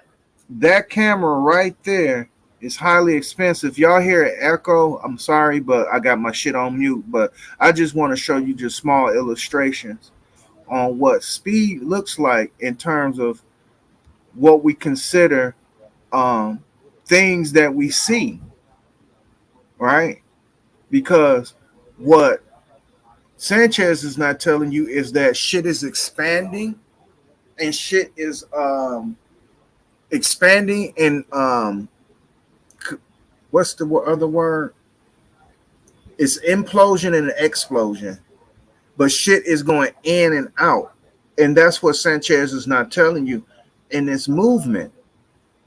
So when I was on Sanchez show proving my point on his shit, I vexed the fuck out of him, just like how I did motherfucking Big Aboriginal Power when I asked him, was the landmass the same as it is today in 2022, up to the point where y'all said y'all sailed to Africa first before Africa sailed here? I asked him, was the landmass the same? This nigga would start talking about oceanography. Oceanography. I mean, yeah, it's part of geography, but I was really talking about the landmass here. And the dude was veering off from the conversation in terms of what we consider landmass. Now, if you're talking about oceanography and the motherfucking ocean receding or even ebb and flowing. You know what I mean? That don't determine the land of the mass of the land. Only thing that would determine is the bank, like how far the bank is going out. You know, that don't determine land mass. It don't. I mean, yeah, you got beachfront houses, right? You got houses on beachfronts, but that still don't determine the land. You got more. You got at least some beach before you get to the water. So it didn't recede up to the point where it took over. Just say New York. Like New York was never ever there. The motherfucking ocean receded over thousands of years, and now all of a sudden we got the island of New York. No, that ain't how that shit work. The island of New York, Staten Island, Rhode Island, all them other islands, that shit been there. So his oceanography shit trick didn't work on me. And then Sister Bethy, I told her to look up the Mashpee tribe. She said, "Oh, they ain't nothing but Jamaicans." I said, "Whoa." I said the Mashpee tribe of Massachusetts that been there for 10,000s of years. You mean to tell me that they Jamaicans? Damn, boy. I cannot make this shit up. That's what Sister Bethy said. And we all know who Philly OG is. We all know who Philly OG is. So it ain't like that I never participated on these people panels who I'm calling out as the 9 Little Indians. Is that I did, and what they doing right now. I tell you who I didn't participate on. That Empress Copper chick that sounds like that ancient mama that calls Thomas on Tom and Jerry to the kitchen. Thomas! That she sound like a burly lady. Remember in a movie Ray when he said, "Go find me a burly lady that can sing tenor"? That be that broad right there. Baby! Baby!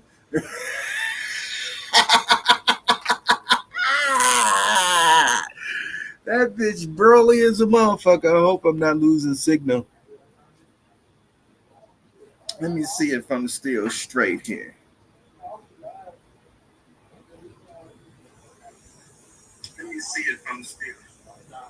Yeah, I'm loud and clear, baby. Loud and fucking clear. But with that being said, yeah, I haven't participated with her on her panel.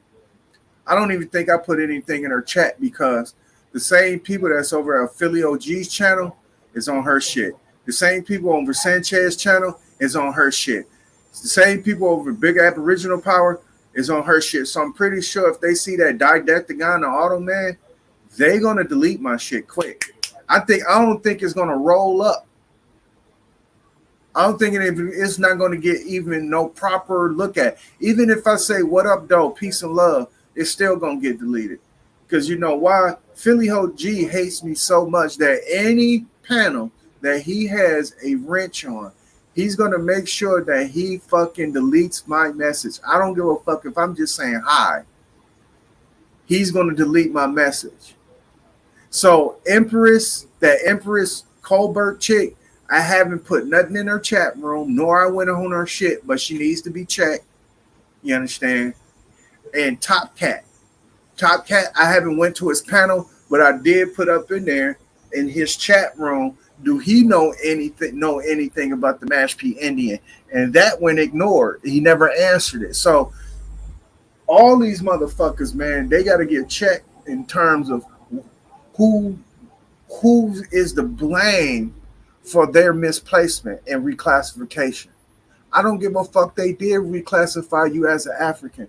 Do you know how much resources is over there that you can take advantage of in terms of if you wish to mix the fucking diaspora in? But because the insert of effort during the 90s with the COINTELPRO, the assertive effort to kill hip hop as the culture. Remember, I tried to bring that shit up with Sabir. He asked me, what was the color of hip hop? Dog, is so many colors that I'm afraid to say it because they're gonna associate that shit with the other Rainbow Coalition motherfuckers. But we work with every single colors. The spray painters. That is the color of hip hop, you dumb motherfucker. Now, if you want to talk about what race, I would call them black. All of them were black, from the Puerto Ricans to the fucking Japanese, up until what you call poor white trash, because Eminem, you couldn't tell him nothing no different than he thought he was a nigga.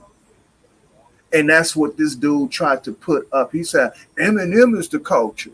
Eminem is hip hop. Okay, if he is, man, he think he black. He think he a nigga hung out in a motherfucking hood drinking 40s, nigga, and smoking weed. Or even trying to better himself and pulling himself up by his bootstraps and going to work every day. He still thought he was a nigga. But he knew in the back of his pocket he had the privilege as a poor white man. Because that's a privilege, because you can get yourself up out of that paradigm of what they call poor. But you will still remain a white man. So when we talk about culture and hip hop, Sabir, you need to leave that shit alone. But getting back to the Aboriginals, we don't have nothing to do with y'all plight.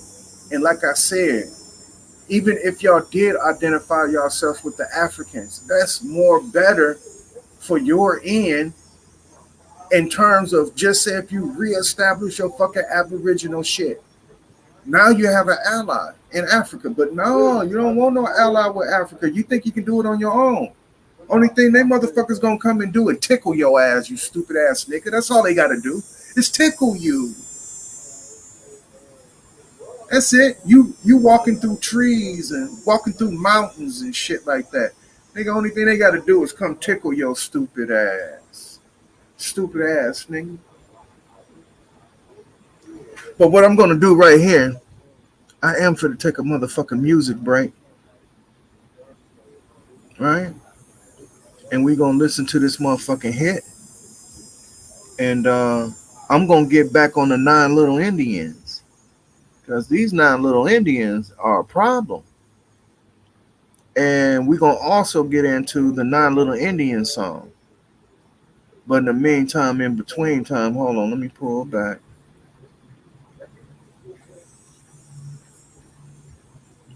In the meantime, in between time, we're gonna listen to some motherfucking real music and not that bullshit. And check this shit out. I thought they were so anti-gangster and drill rap. Ain't that what Philly OG was showing on this channel? These motherfuckers are straight hypocrites. They shot. Let's go.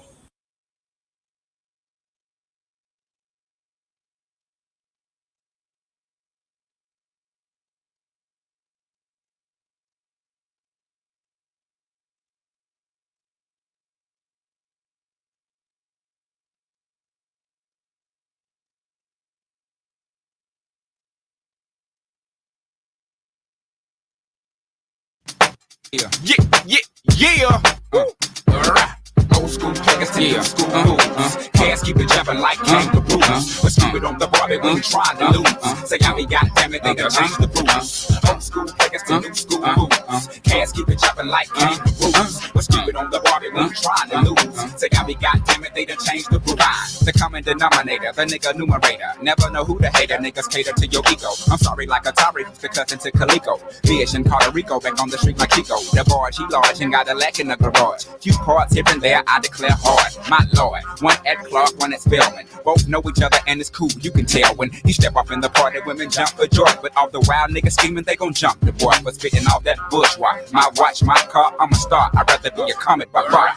Old school players to new school fools. Cats keep it jumping like kangaroos. But skew it on the Barbie, we ain't trying to lose. Say, I be goddamn it, they done changed the rules. Old school players to new school fools. Cats keep it jumping like kangaroos. But skew it on the Barbie, we ain't trying to lose. Say, I be goddamn it, they done changed the rules. Deliver this through your audio, ghetto mafioso, bro, hydro, then bag it up, though. Price that longevity suggests make moves slow. Take time, bro, 8 react, 9 blow. Hydro, slide, roll like fuck Ronaldo. Fly ride, though, shit looking wide open. Glide, yo, flipping the page, I go. bro. Watch 5-0, jump up on me, ride slow. Watch those undercovers, cop those, rock those, Glock flows. Leave them baggy and collect spot bros. Keep a watch froze. Lean on the yacht, wash clothes. Let the chop blow. Bag and half a block grows. What? Old school players to new school fools. Cats keep it jumping like kangaroos. Let's keep it on the bar, we ain't trying to lose. Say I be goddamn it, they done changed the rules. Old school players to new school fools. Cats keep it jumping like kangaroos. Let's keep it on the bar, we ain't trying to lose. Say I be goddamn it, they done changed the rules. Why?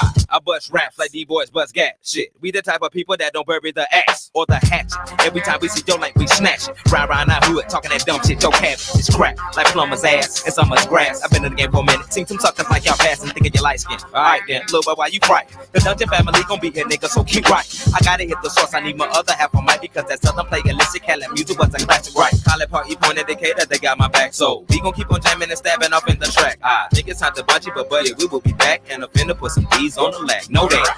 Old school players to new school fools. Cats keep it jumping like kangaroos. Let's keep it on the bar, we ain't trying to lose. Say I be goddamn it, they done changed the rules. Old school players to new school fools. Cats keep it jumping like kangaroos. Let's keep it on the bar, we ain't trying to lose. Say I be goddamn it, they done changed the rules. Old school players to new school fools. Cats keep it jumping like kangaroos. Let's keep it on the bar, we ain't trying to lose. Say I be goddamn it, they done changed the rules. Old school players to new school fools. Cats keep it jumping like kangaroos. Let's keep it on the bar, we ain't trying to lose. Say I be goddamn it, they done changed the rules.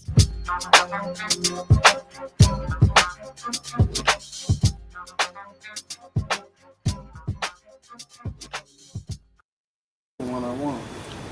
All right, people. Y'all remember that shit from that motherfucking Outcast? Yeah, this for close range combat. That's what I mean.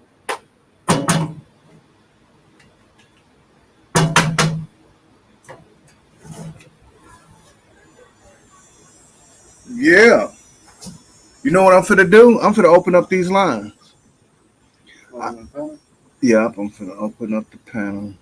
See if anybody jump up. Philly OG, I know you in the motherfucking cut watching. Jump on up here, cause last time I had you in my motherfucking I put your name in one of my titles, right? And the nigga was asking me to drop the motherfucking link and I wouldn't do it. And then this dude, Big O, was trying to tell me that I should have dropped it and all this bullshit and this and that. No, motherfucker. Just like how he can say that nobody can tell him what the fuck to do on this shit, you can't tell me what the fuck to do on mine. Now, I do what I want. And there's the link, nigga. Now, come on up here, because I know it's still fresh on you, nigga. My motherfucking cuts, my motherfucking damage, you don't heal that quick from my shit. It takes a while for you to heal. So bring your injured ass up here so you can discuss whatever the fuck that you think that was the problem, because y'all the problem. Y'all the problem. And I just know that there's no motherfucking time to be wasted. And if you just gonna be straight up entertainment, do that, man. Don't mix that shit in with education. Just be a straight clown and a buffoon that y'all are. Run the show like Dingo and a Baby and stop worrying about running a motherfucking intellectual hour. Run the Dingo and the Baby and start worrying about an intellectual hour. Because that's the only thing that you're good for, is to open up the fucking panel and allow everybody else to come up with ideas or talking topics, and then you just jump on it. And most of the time, they talking about button issues. They're not talking about nothing that is fucking pertinent and get shit done.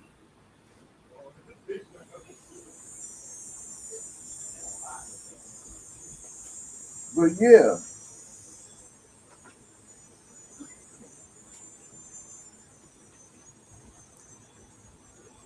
So if you brave, yeah, it'd be the light.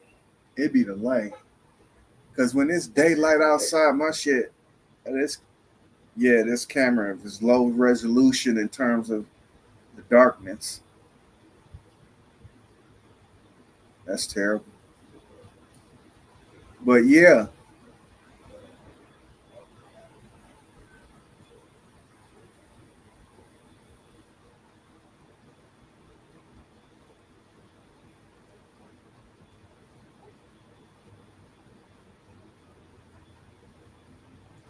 That will blind the camera.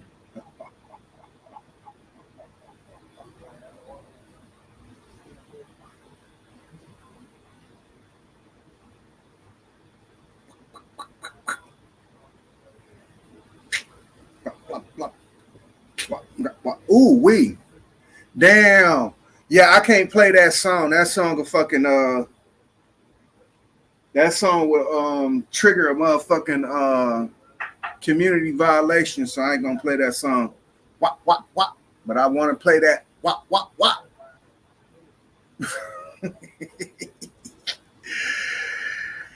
Oh shit, Philly OG. I know you're in the background watching. The link is out there. Big O.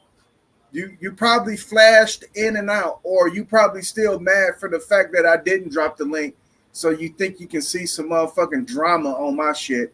Hey, Rashard Flat Power, I've seen you on there kowtowing, talking about they don't want to open up their panel, and we bring the bullshit to their panel. They want to bring the bull. That's what y'all are. That's what you are made for. You are made for not even intellectual. It's just mental masturbation. You are a minstrel show. You are a clown show. So yeah, people gonna come to your show to be a clown.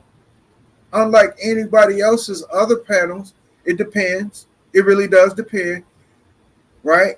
But any other panel, no, their rhetoric wouldn't even allow you to be a clown. That's number one. The rhetoric alone would not allow you to be a clown. The topics, number two, would not allow you to be a fucking clown. But on anybody else panel, yeah, you can be a clown.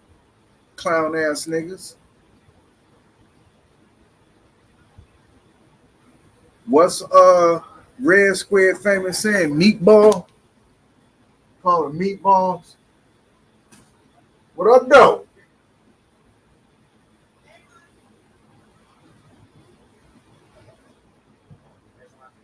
What's that, a wig? She got on a wig. But yeah.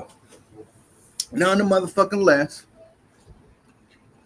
Yeah, I seen that. Because you know why? He too stupid to put up the disclaimer. He can't talk. Remember, he whistled while he worked.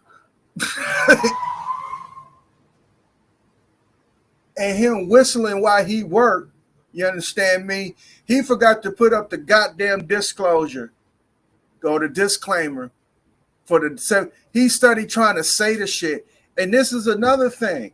Even if he would have had that disclaimer up, he still probably would have got struck because he is misinforming the people with the information that he's trying to put out.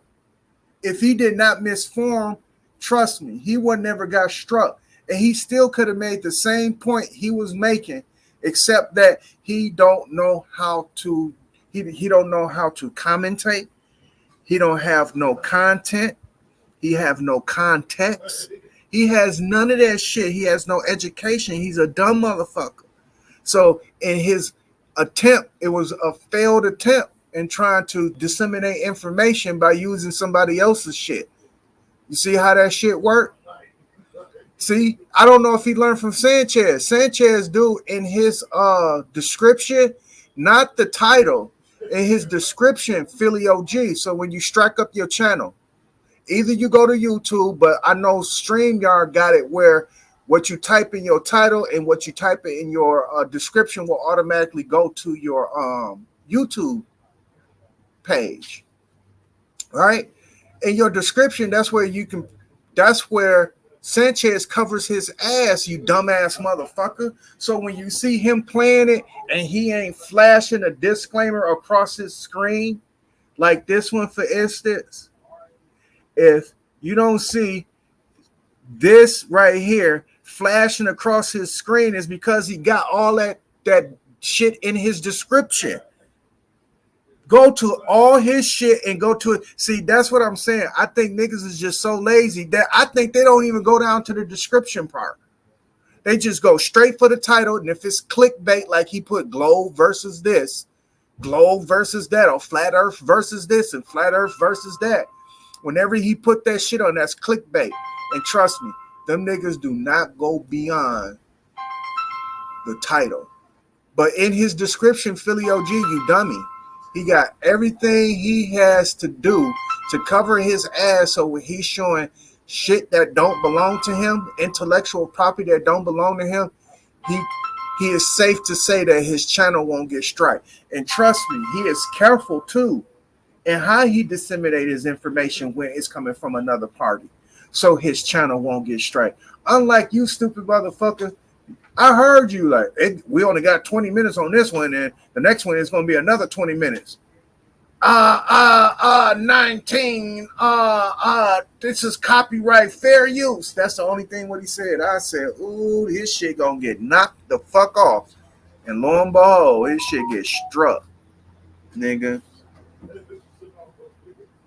Right, exactly. That's what he need to do.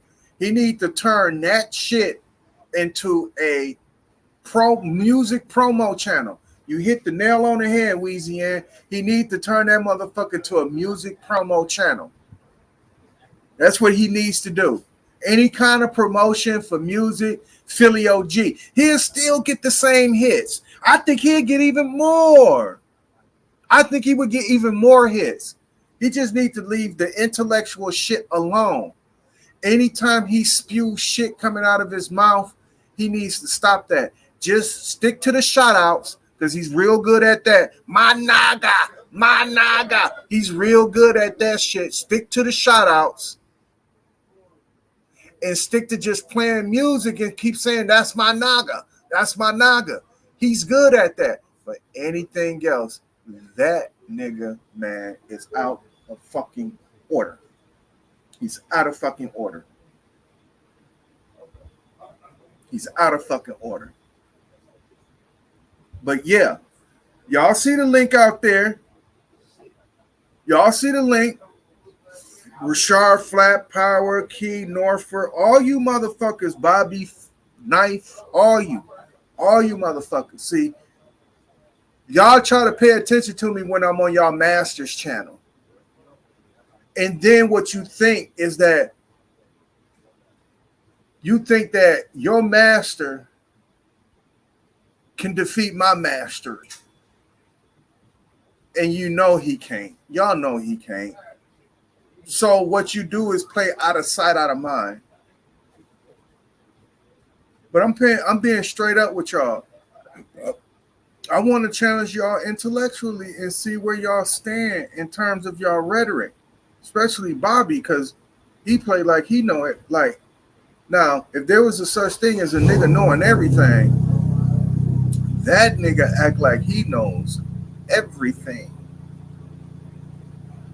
That motherfucker said, and I still need for him to answer this question because he's another little Indian that needs to be checked.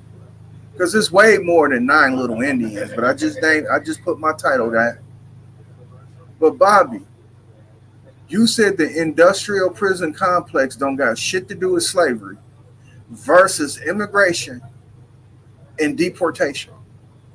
He said this, if the Africans were such Africans, or the people that are claiming to be, and that makes up mass majority of our prison system, why did we not deport them back, or why did not America deport them back to Africa? I need to talk to you about that, dude. Straight up. That means they should send a whole shitload of Irish back, nigga. What about the Polish and the Germans? They should be shipping a shitload of them niggas back. Fuck that voluntary shit that where you can go back to your country and send your money back. No, fuck that, nigga. Get the fuck up out of America. Go back to Germany. Go back to Poland. Go back to motherfucking Italy and call it one. Go take y'all British ass back You understand me? If there was a such thing as a deportation, being forced upon a industrial prison complex.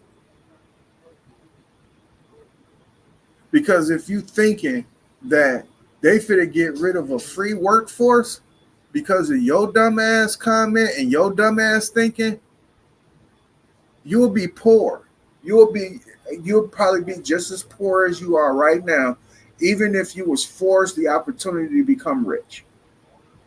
If all the shit was on the table, all of it, if all of it was on the table, you will still be poor, Bobby, because you have poor decision skills. You are piss poor morally. Even if the shit was laying down for you, dog, you will piss it away. Because I can hear it in your fucking rhetoric. The fuck do you mean that why did America did not deport the Africans back to Africa? Dog, you are shot as a motherfucker. And for everybody keep thinking that, I heard Sir Drop today on somebody's channel. I think it was on Philly OG channel, talking about there was not that many slaves. That the slaves that came over here from Africa is minute or some shit like that. Ooh, I swear to God. Y'all are living up to the COINTELPRO that happened back in 1970, and it's been growing ever since. It got revised because there was a time that they got afraid. They was afraid of a fear of a black planet. And because there was a fear of a black planet, they had to do everything in their fucking power to switch that narrative. And they did. They got the Moors and the Aboriginals to stand 10 toes down on some shit that they don't even fucking understand. Because they confused. Because they do not know white supremacy, racism, what it is, and how it works. They don't know how fucking white supremacy works. Because of that, they doing a due diligence of making sure that they keep black as bad as they possibly can in terms of black cats is bad luck and bad guys wear black and black in court don't mean nothing. And remember, they try to talk Latin too. And then the Aboriginals were Africa. We ain't from Africa. Fuck the Africans. We're not the same. And blase splivy. Y'all are doing work out here, nigga. I'm talking about y'all doing real work out here. Real work. And trust me, that white man is so happy that y'all doing this work. He's happy. But guess what? I work just as hard, if not harder.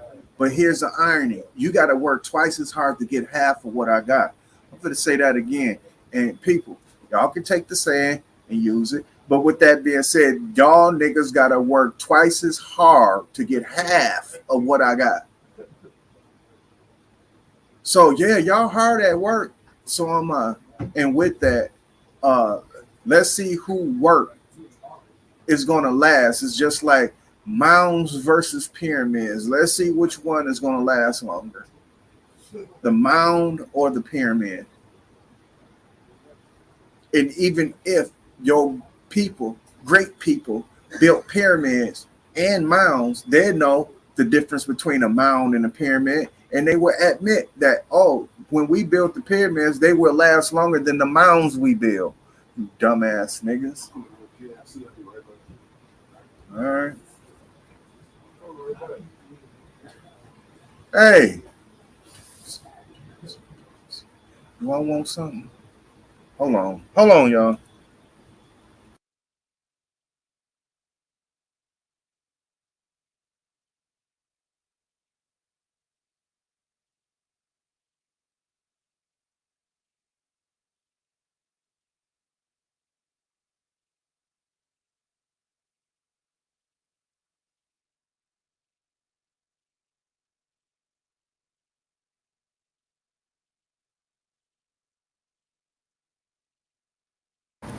Yeah, people in the house.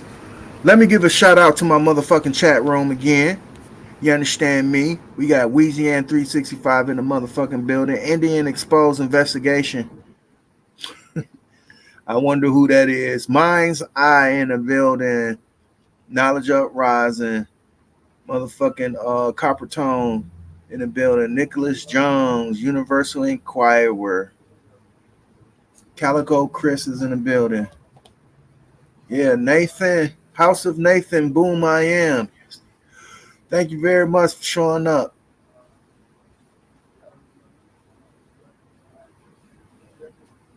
Right, right. Fractions of colors in hip hop. Exactly. It's so many colors in that motherfucker. That motherfucker told me, no, it ain't no color in there. If you ask a black person, damn, now he black. When you want to ask him what color is in hip hop, now he black. Let's ask a Chinese dude what color is hip hop. That motherfucker gonna pull out a pair of motherfucking Yeezys on your fool ass. Say this color. Now hurry up and buy, fool ass niggas.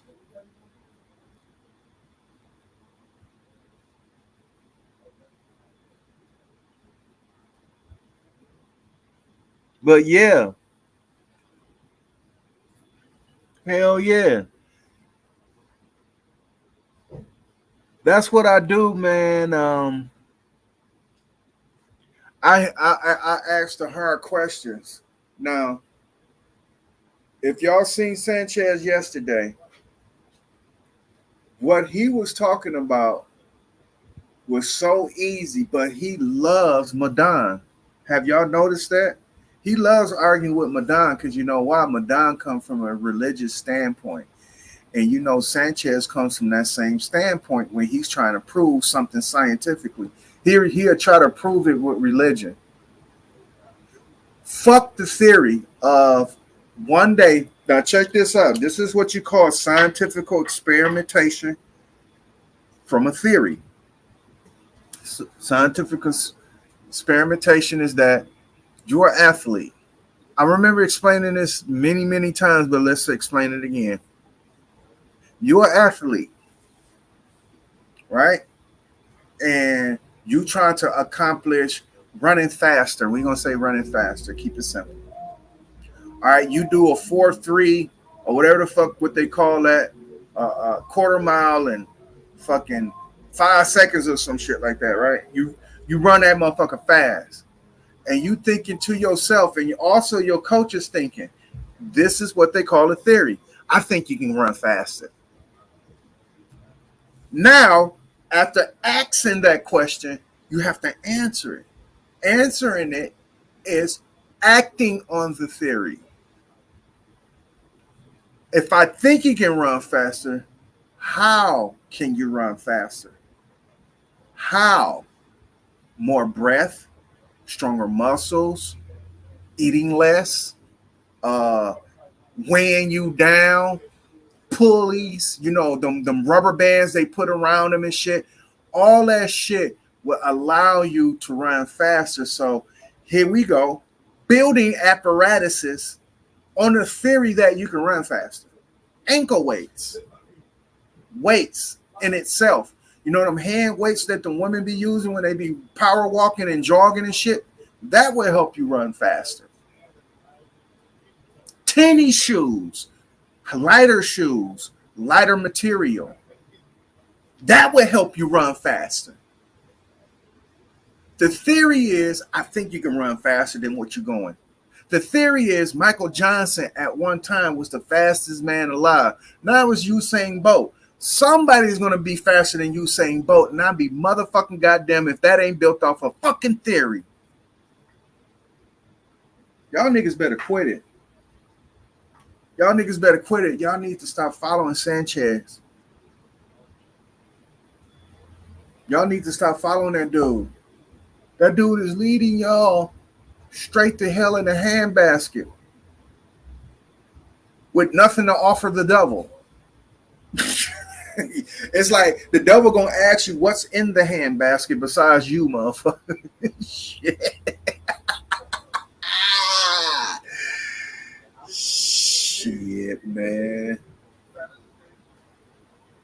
These motherfuckers out here, the flat earthers.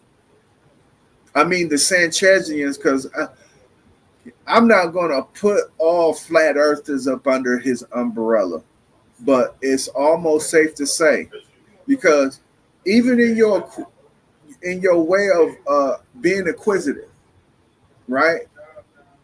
Do not get your information from Sanchez. But Sanchez has a strong threshold within the community in terms of that as being a flat earther because there are a lot of people with this mindset. And with that comes with enemies. It comes with hating certain institutions that were either make conflict with that, the flat earth theory, or it can even get into an argument to prove the flat earth wrong. So that has to be the enemy. The white man can't prove me wrong, and he's my motherfucking enemy. But unlike the flat earthers, it's anything that can prove them wrong that is the enemy. Just like with the Aboriginals, Africa can prove them wrong. Moors, black can prove them wrong. So that has to be their enemy. I don't have to prove anything about the white man. I just know who the fuck he is. And that makes him my enemy.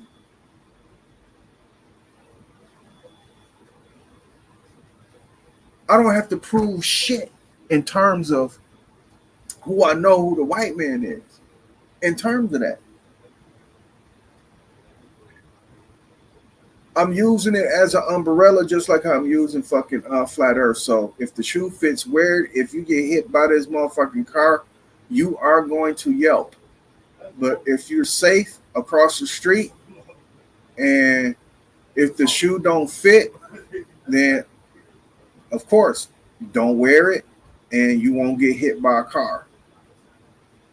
But in the meantime, in between time, for everybody who's standing out in the middle of the street with one shoe on, all y'all motherfuckers finna get hit.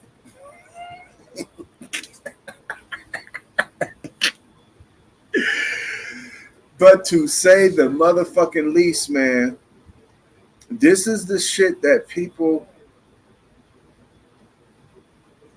are subject to in terms of, because we looking among our own rank and file. Because I understand that. Trust me. I understand it, overstand it, understand it.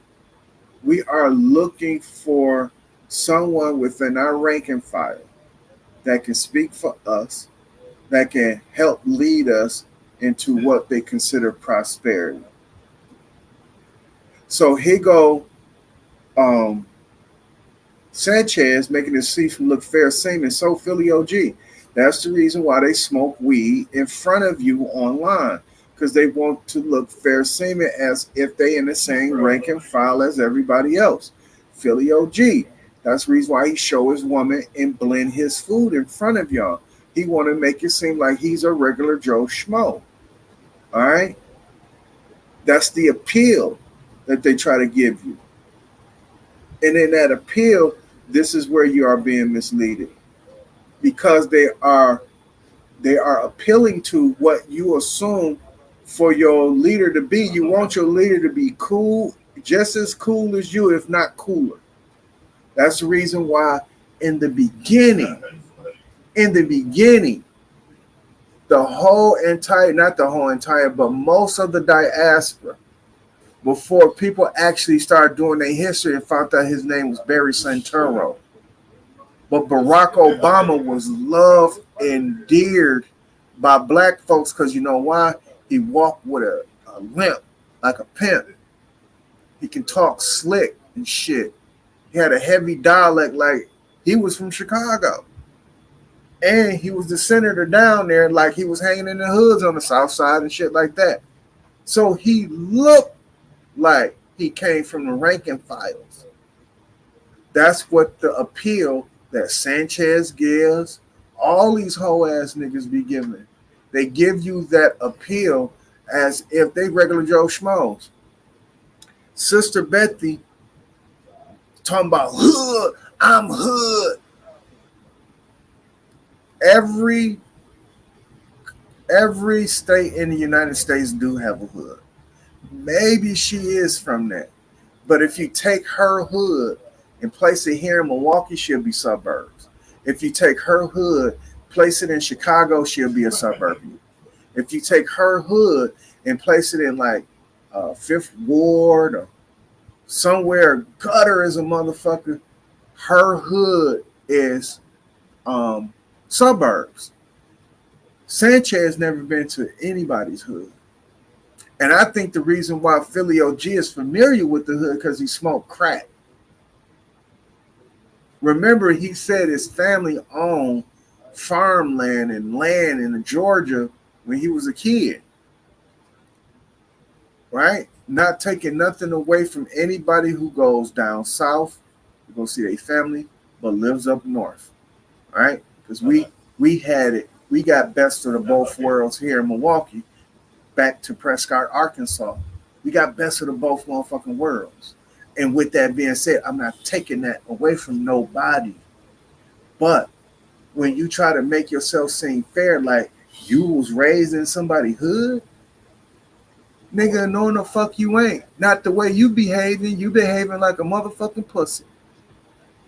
And you can tell it all in Sanchez shit. That nigga's a pussy in real life. In real life, that nigga's a whole ass nigga. And then you got Philly OGs and Sir Drops and shit like that. Sir Drop look like he won't bust a grape in a fucking fruit fight. He look like he's the type of nigga, if your guys get into a fight, he will turn around and run and say, that nigga too big for me. Because remember, he always said, I'm a small nigga. I'm a small nigga. Yeah, I guarantee you he will turn around and run away from a fight because he assuming a nigga is bigger than him. He's that type of nigga. I'm telling you. So you may be from a hood, but you's a lame ass nigga. A lame ass nigga. So Sanchez uses Sir Drop as a buffer to make him seem fair like he from somebody's hood because Sir Drop is going to kiss his ass and kowtow. So is Quentin, who claiming he from Chicago. So Bobby Fisher. Bobby Knife, I keep calling him Bobby Fisher. Bobby Knife, he claimed that he from the hoods of Chicago, living in St. Louis. I think that's what he said. It ain't shit changed about me. Y'all know I'm from Milwaukee. I'm in my 40s, so all that shit talking, going back and forth, and I meet you and drop your location shit, that shit dead. I only dropped one time my location, and that was on Sanchez. And when I did that, I knew he was pussy then because I was coming to Vegas. I have family in Vegas. So I make that trip every other year. And that was the year I was about to make that trip. And it was the summer of 2018. I decided not to go. I was going to go the next following year and COVID came. But I still make my trips like I'm going to do next year. But I'm beyond him dropping a location because I know he ain't going to drop it. That's what I'm saying. He ain't going to drop the location. But I do go to Vegas. But you got two other motherfuckers that stay in Vegas, Beast Mode and Mental Ninja. And not one time them niggas ever seen a peep of Sanchez. And they always participate in those Sanchez panels. But that's besides the point. The point is, you all have to be very, very careful in the information that y'all get from Sanchez.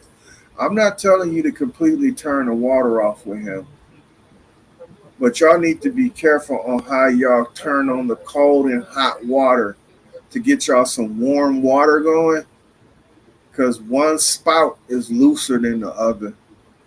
And sometimes the water would be too cold or be too hot. It's never right, just right, like Goldilocks in her fucking porridge. Either that shit cold or it's too goddamn hot. But with that being said, yeah, for you little Indians, my shit is out there. It's out there because for the people who assume that I don't, because I guess I pick and choose when it's proper for me to drop it, but obviously I don't know if I'm separating myself or this is something different because I'm no different from any other motherfucker. It's like Noble Noof. Noble Noof barely drops his link, and he barely drops his link, and he participates on more panels than I do. So I don't see myself totally out of bounds and not dropping my link every time I go live, but I guess to say the least, I should consider dropping my link more often. But today it's out there because I know the motherfuckers be watching in the cut. It's out there. You can hit it and come on up and please explain to me why are you all so steadfast to talk about black people and Africans when I just showed you a cartoon fucking you up and your whole entire culture. I swear for living God, if I show that to a kid right now, I can indoctrinate him into making you think that you are easy to be taken over. Only thing I got to do is just tickle your ass. But tickling ain't what it is. I just tell him in subliminal, tickling really means get him drunk. If you get a motherfucking Indian drunk as a motherfucker, you can take over their world.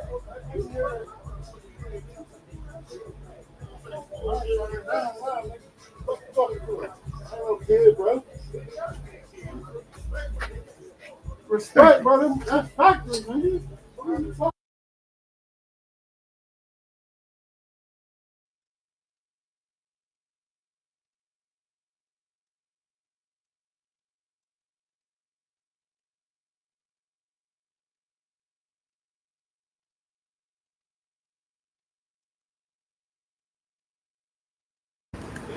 Nine o'clock. I did 2 hours and 16 minutes. I think this was a good string. I broke down Sabir Bay simply. I let it play unsolicited. And I'm just gonna let y'all be the judge of that string. I didn't go off. I didn't raise my voice. I let him talk. It was about 45 minutes of a dialogue, and out of that dialogue, I probably talked all but 7 minutes. And it was in bits and pieces because he kept interrupting like Sanchez. He kept talking to the side like Sanchez. I kept trying to bring him to the point like I do Sanchez.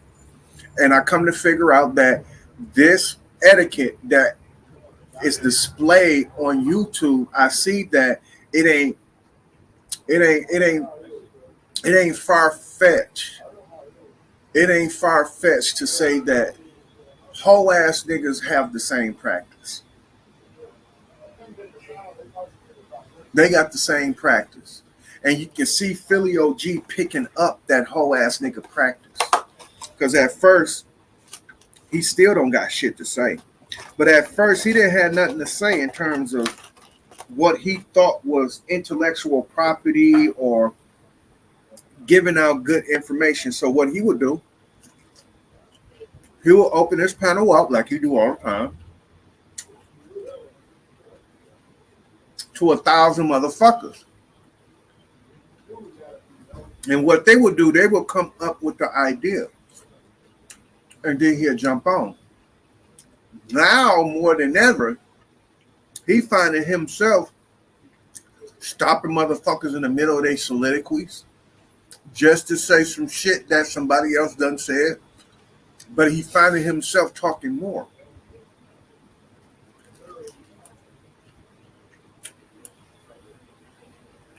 And with that, he's starting to pick up whole ass niggas' tendencies, like Sanchez. And what that encompasses is this: he would do more talking than anybody. But what's happening with Philly OG is because he is so dumb. He is so stupid. He don't got nothing to actually talk about that he can create content. He cannot create content. Because of that, his talking is limited. But trust me, if he was to wish to come up with content, he will overtalk you. You won't be able to get anything across, just like with Sanchez, just like how you just seen with Sabir. I asked Sabir,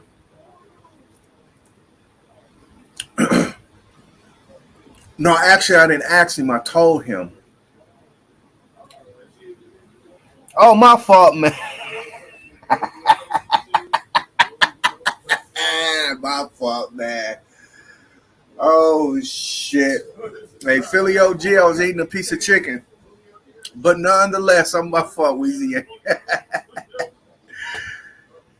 Oh, shit. Sabir Bey, I was talking to him. And I brought up the fact that I told Sabir he was trying to mislead the people with the movie Black Knight and Martin Lawrence. In the scene that when he said that state your business more. What I reminded him of is that the only reason why he called him that is because he had on a crest. If he was a regular Joe Schmo Roman, either he would have got beheaded or he would have got kicked off the land and told him to go where the fuck he went. But because he had a crest, and though the kingdom was not familiar with the crest, but a crest nonetheless, because I don't have to be familiar with a Detroit police badge, but I know it's Detroit police. I don't have to be familiar with a badge versus another badge. You understand? That's how that shit go. Remember in Beverly Hills Cop, and he showed him his shield. He said, that's a Beverly Hills Cop shield. I mean, he said, no, he said, that's a Detroit badge. He recognized the badge, but didn't recognize the badge. In other words, when Martin Lawrence was in that kingdom, they know he had on a crest, but they didn't know where he was from. So they was like, state your business more. So as he was talking, okay, they thought he was from the land of Skywalker and all this other shit, blase, spliffy, woo woo, after he made some shit up. Now, when I was trying to talk about that, this nigga went back to the beginning of the movie and said, he asked me the question, what happens when you get put underwater? I answered the question, either you gonna drown or it's a universal cosmic conduit. He was like, no on both of those. He's like, nah, you go unconscious. Okay. Before you go unconscious, dog, don't you have to drown before you go unconscious? Oh, I'm sorry. You don't have to drown. You just got to hit his head at the bottom of the motherfucking pool or some shit, and then he go unconscious. I don't know where his imagination at. Sometimes people imagination being motherfucking make-believe. And they said Prince Friday and King Tuesday. Trust me. And at this point, that's where Sabir was. He was in the land of make-believe. Because if you ask me the question, what happens when you put a person in water, either they're going to drown or you baptizing these motherfuckers. And when you baptizing them, that's what the water is. It's a conduit between that person and the cosmos, that person in the universe. But he want to be slick, play semantics, and the nigga said, no, you go unconscious. And then he went on a whole dialogue, but it was really a diatribe. He went on a whole dialogue about Harem Abith. Harem Abith, yo. The nigga went on a whole, I think it was like 10 to 15 minute rip, and I just let him go because this is panel, right? Like I told him from before, this my first time to your panel, dog. I'm trying to gauge your ass. I really don't know how you operate, nigga. But let's get with it. Nigga, leave Black alone. You Moor motherfucker, stop saying black is bad. So when I started getting at him with this shit, the nigga he veered me off so many times. Like I said, fuck moving the goalposts with this nigga and Sanchez. They will dig the goalposts up and lay the motherfucker down, nigga. It is no goalpost. You ain't getting nothing over here. On your end, you got a goalpost up, and you better not move that motherfucker. But on their end, they remove the goalpost, nigga. They take that motherfucker and rip it up from its foundation and dare you to try to score.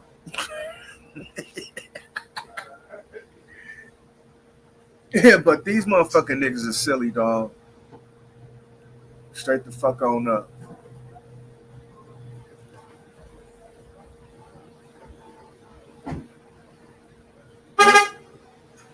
Well, so yeah. Sir Drop, I know you probably back there listening. It's out there. You know what I was gonna do? I was gonna make a stream. I was gonna title it Drop the Link. But it's too much like drop name. And since everybody keep calling him what that name is, and I'm familiar with it, I am not gonna even name it that shit. I'm just gonna put the shit in the damn chat in terms of not the chat, in terms of what it is. I'm just gonna put pound open panel, but I was gonna label my open panels Drop the Link, nigga, because that's what everybody keeps saying in the damn panel. Drop the link.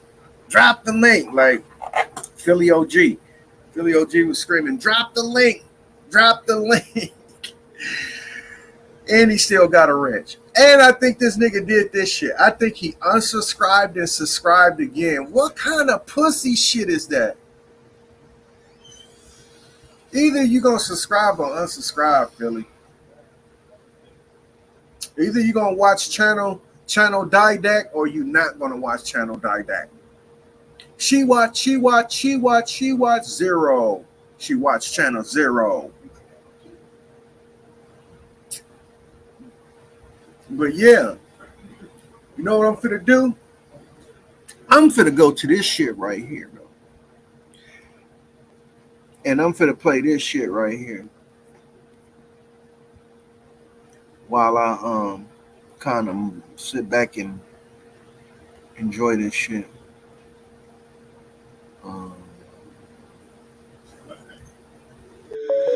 Good job. I don't give a fuck about none of the bullshit. Look, check it out.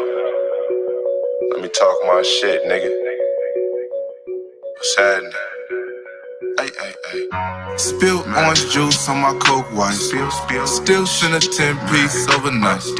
I move a little different, I got shit to lose. Sipping on this tea while I load the tool. Still never tolerate disrespect. Still to the neck, nigga, big tech. Baggage claim in this Gore-Tex. Bring it to a nigga doorstep.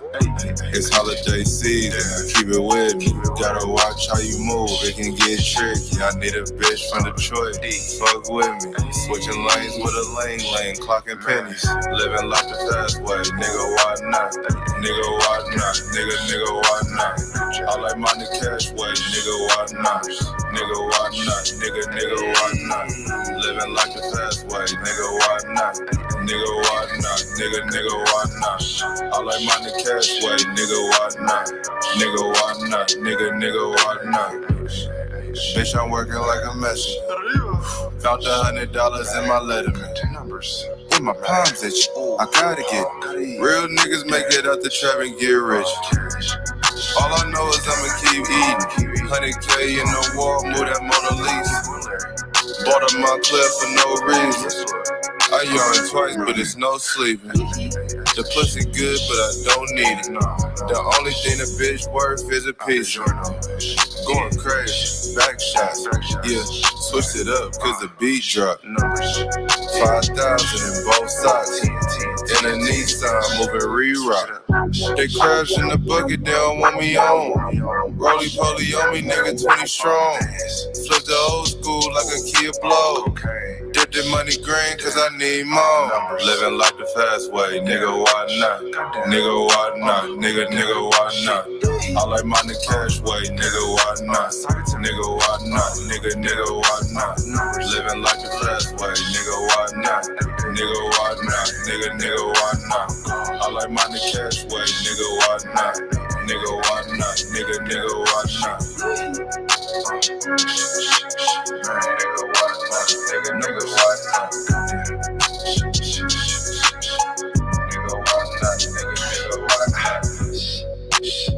Man, hey, good job.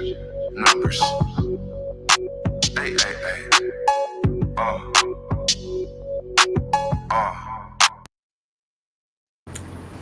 The shiznit right there, boy. It's that Larry June. If you didn't know, now you do. Good job. Hey. Spill orange juice on my coat white. My fault. Trying to get up here. Yeah, that's that Larry June, boy. That shiznit. Yeah. With that being said, it's look like they're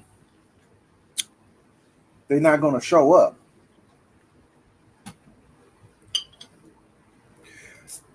They're not going to show up. Hey, since they ain't,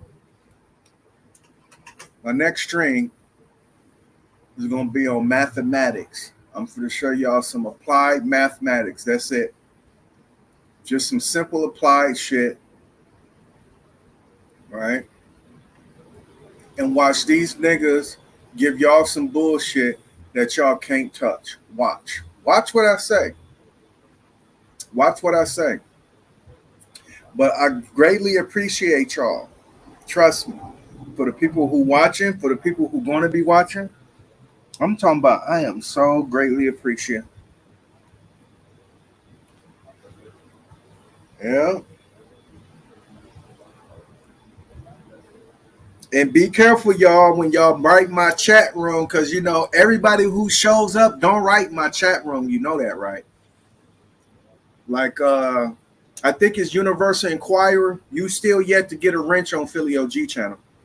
Because Philly OG sees you typing in my shit, and he sees that you support me. It's going to be a while before you go get a wrench. Just like with Louisiana. Louisiana lost his wrench because he's supporting me. Nathan, boom, I am. Hey, man, you better be careful because I know you got a wrench over there on Philly OG and the rest of them people. So be careful when you support and Didact. I'm just telling you, when you support me, it may come with a risk. And that risk is that the people who you 110% support, they will frown on you, and then they will probably excommunicate you. And here's the kicker about it, right? I thought that what's his name was worse than me.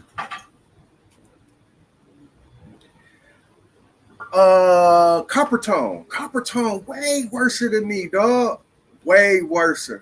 Did you know that Philly OG said, I ain't gonna let you back up here, but I ain't gonna ban you? He don't ban him, but he banned me.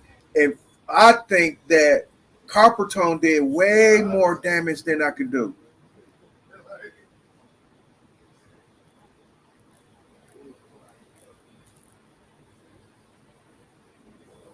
Coppertone did way more damage. He did way more damage than I did. And with that, he told Coppertone he ain't banning him, but today I ain't going to let you up. Because he let him up. Remember that day I tried to get on Philly OG shit, and that nigga, he made the announcement. Hold on, y'all, hold on, because they was in the middle of talking. It was Bobby Knight and somebody else. They was in the middle of talking. That nigga said, hold on. Didac is in the back. I ain't letting you up, Didac, because you gonna be recording my streams in the background like the police. And I had to double down on that nigga. I had to double down on him. Dog, I come on your panel to have intellectual discourse with y'all. Hopefully we can both learn something, right? And we can, both apply it to where we getting pertinent material produced out of the shit. Instead, you took the opportunity to try to shit on me. So now I put your name in my shit and said, let's take a trip back into time. Now all of a sudden, you paying attention to me? Dog, the algorithm won't even pick up on your end if I put your name in my title 3 times. If you're not subscribed to me, you're not going to get the motherfucking notification.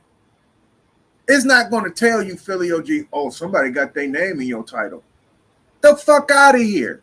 It doesn't work like that. Many people have had my name in their title. For instance, Mental Ninja. I didn't know that Mental Ninja was making anything about me until I went to Mental Ninja's page. You dumbass, it wasn't no algorithm say, hey, Mental Ninja is making a stream about you. Knowledge Uprising, but it was a good stream. He made a motherfucking thing with my name in it. The algorithm did not tell me Knowledge Uprising is making something about you. The reason why I got that, because I got the notification because I'm subscribed to him. Same thing with D Calico. The reason why I got that message is because I subscribed to him. Dog, you trying to tell me that you're not subscribed, but the only reason why you came up there is because my name is in the title? Because your name is in the title? Dog, you's a motherfucking hypocrite. You's a bitch-made ass, hoe-ass nigga. You're right. They don't take him as serious. They don't. They don't. They don't. But I think that he did more damage than I ever did, and especially talking about that GI Bill shit, because I brought up the idea, and he ran with it. He ran with it. And when Coppertone ran with the motherfucker, I said, damn, he is really exposing Philly OG for what kind of soldier he is. Only thing I was saying is that he just got electrocuted. He got a dishonorable discharge, and they gave him his GI Bill anyway. That's the only thing I was saying. I'm talking about Coppertone was up his ass. Up his ass. And he was using A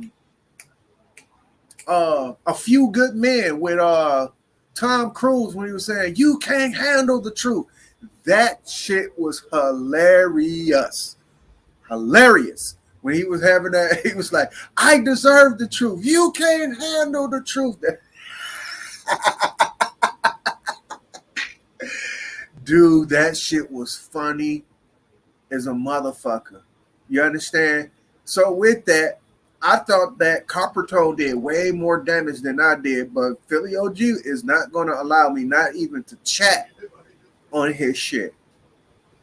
But like I said, when he did that, I said, oh my God, now I got to put his name in the title so he know I'm talking about him.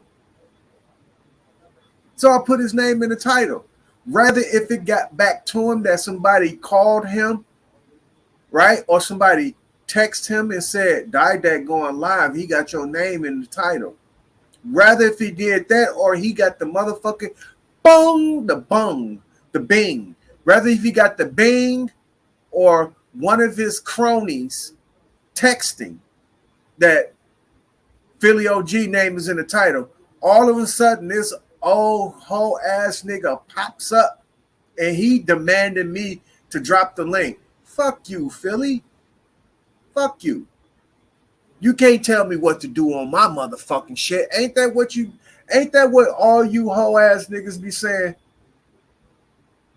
You can't tell me what to do on my shit. So why would you try to demand another motherfucker to do something that you and yourself won't do?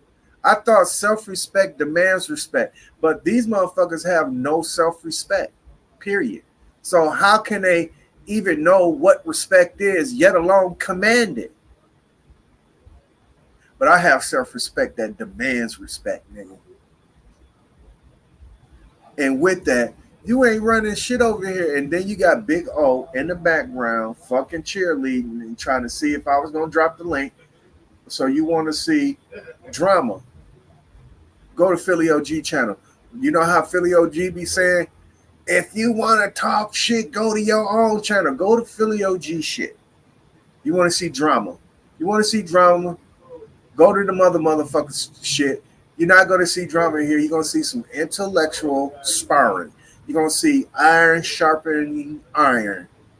Or if I feel like a grindstone sharpening a motherfucking sword. Because them niggas grindstones. But other than that, you ain't fit to see no shit show over here, nigga.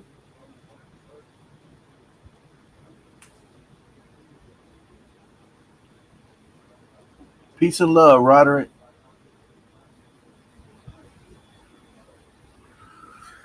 But yeah, so this is the dilemma that these 9 little Indians and plus one more, what they like to put,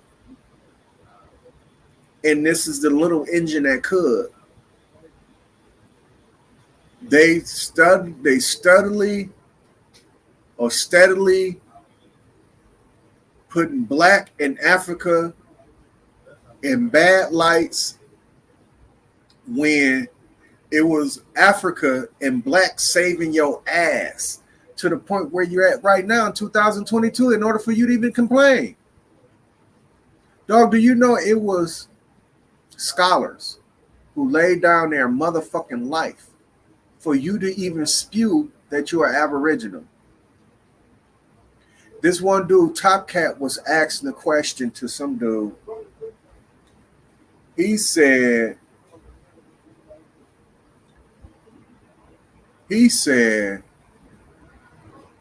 about Leonard Jeffries. I think it was Leonard Jeffries. Oh no, it was Professor James Smalls. He said, why Professor James Small refused to talk about his Aboriginal heritage versus his African heritage? Because your African side of you needed the most.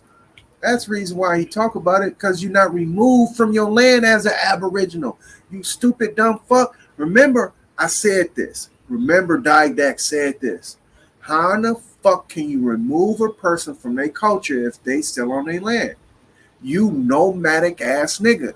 You was traveling to Mississippi long before the white man came over here. That means you was up here in Wisconsin and Minnesota, Illinois, fucking Indiana, Michigan. Y'all was all up in this motherfucker, dog. So when the great so-called migration took place back in the 60s when they was trying to get jobs up here in Detroit and all that shit, that was nothing no different than the people that the land that you travel. How in the fuck you lose your culture? In other words, the African culture was needed the most versus you so-called dumbass Aboriginals because you're not removed from your land. So how the fuck you think you lost your goddamn culture? Stupid ass niggas. And the dumbass nigga asked that dumbass question. Why Professor James Small talking more about Africa than he is with his own motherfucking culture? Because he ain't removed, you dumbass nigga. Neither none of y'all. But y'all so quick to jump on the fact that, or not jump on the fact, but quick to jump on the bullshit that I ain't from Africa. I ain't from Africa. I wouldn't even want your ass from be from there. Because you're not great. Everything great come from Africa. I wouldn't even want you to be from the motherfucker. You could be from anywhere except from that place. Australia, China, because right now you giving more onus to China where they came over here from San Francisco than you is with the black people. You trying to tell the world that on the fucking internet you have more respect for the so-called $5 Indian that got mixed with Mongoloid versus your black ass mixing with the African. You give more onus. And that dumbass bitch, Empress Copper Empress, whatever the fuck her name is, Colbert, whatever, that light-skinned, burly ass chick, bitch, you look more Chinese than Chinese. You look more Asian than Asian. Beast Mode love to say the word Asia. Like every other word that come out of that nigga mouth is Asia. Caucasia, Black Asia, Negro Asia. Everything come out of his word is Asia. Hey, look at that fucking fat bitch that's on that goddamn screen and let me know, what do you see in that phenotype? Beast Mode, since you like to use the word Asian a lot. Because that bitch look like she called Asian and whatever fucking Asian that you can think about. Oriental ass, broad, man, sit the fuck down somewhere. Copper Empress, whatever the fuck her name is. That's another little Indian. That she just won't leave Africa alone. Don't know shit about her own history, but yet quit. Fuck Africa. I ain't from Africa. What the fuck that got to do with Timbuktu? Not Timbuktu. Bending wound. Did I say bending wound? I mean wounded knee. What the fuck Africa got to do with wounded knee?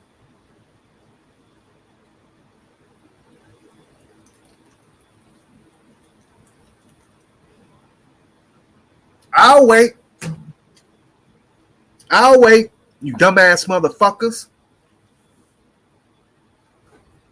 What does the Indian Removal Act got to do with Africa? Oh, I'm sorry. They try to classify you as African. No, they didn't try.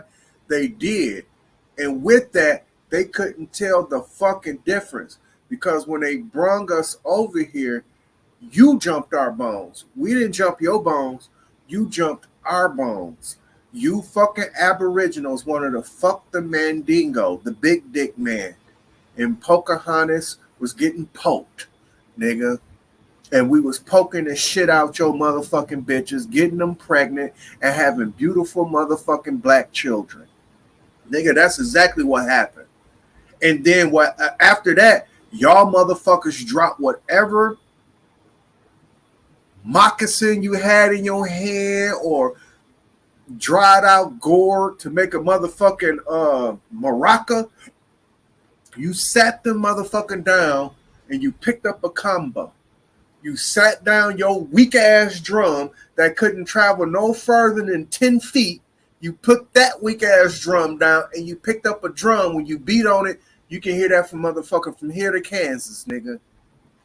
Everything African, nigga. Y'all put y'all little shit down. Y'all put them toys down.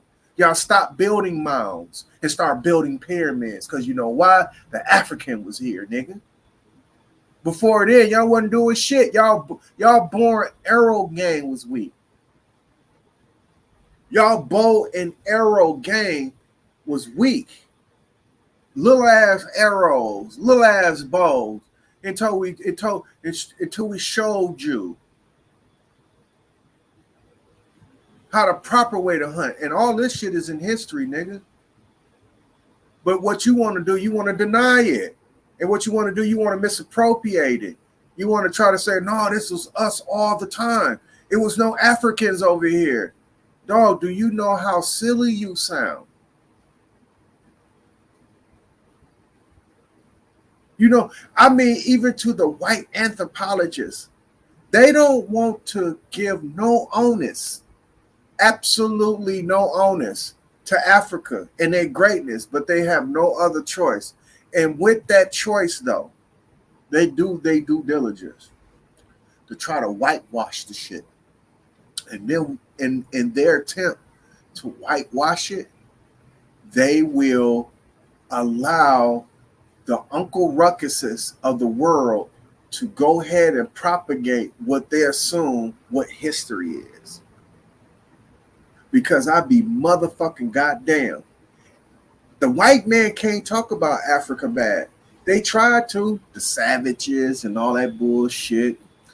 Even with Napoleon trying to go down there and slaughter millions, millions, millions. Even with the Atlantic slave trade, even with that, it ain't you fucking Indians or Aboriginals that surviving this shit, dog. It's the Africans that surviving this shit. It's the African blood that survived this shit. Fuck is you talking about? It is recorded how weak you were. It was recorded. Comparison. We're talking about comparison now. Compared to the African, you are weak. This was easy takeover here. Once they learn how to go to warfare and tribal warfare with the African, coming over here was a nothing for them. Nothing for them. They came over here and ran straight through this motherfucker. I mean, they had a couple battles here and there in terms of what people know how to hold down a threshold and shit like that. But the war tactics that they had, they developed going to war with Africa, dog. And in their development of going to war to Africa, taught them how to take over the world. Bitch ass nigga. Bitch ass niggas. They didn't come here to America to learn war and warcraft to take over the world. No, they just made this place the new world. That's all. Because if they eventually they'll have revolts, which they still haven't now. But what they have to do is get Uncle Ruckuses like you, the Aboriginal powers, the Sister Bethies.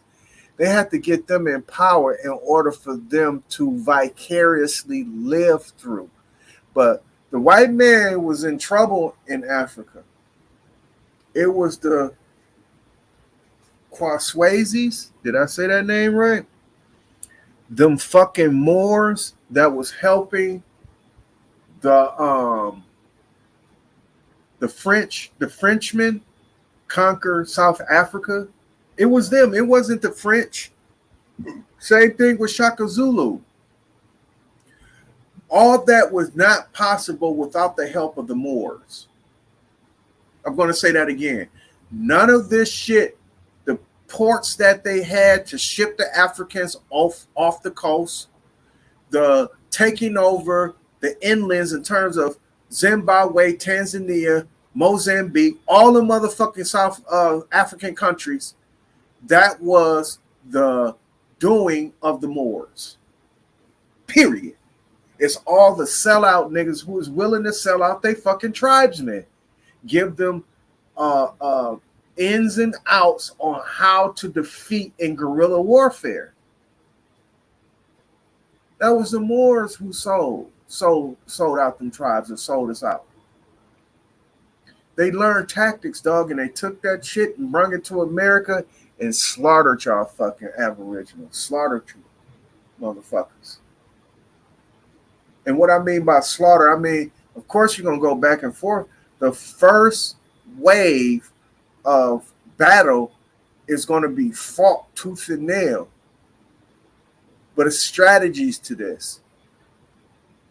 You send your first wave, then second wave, then third wave, where the Aboriginals only had one wave of Indians coming in. That's it. After that, y'all was depleted.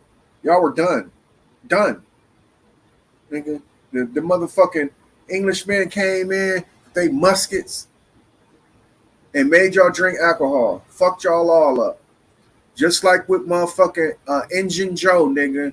They just tickled your ass. Tickled your ass out of your land.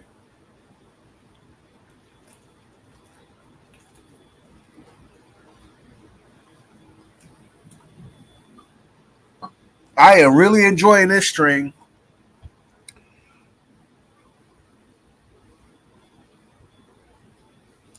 Because Calico Chris, there is still a favor out there. Remember, they always talk about these peace treaties. These treaties that's still out there in existence, promise them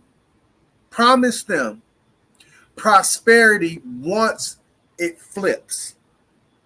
All right?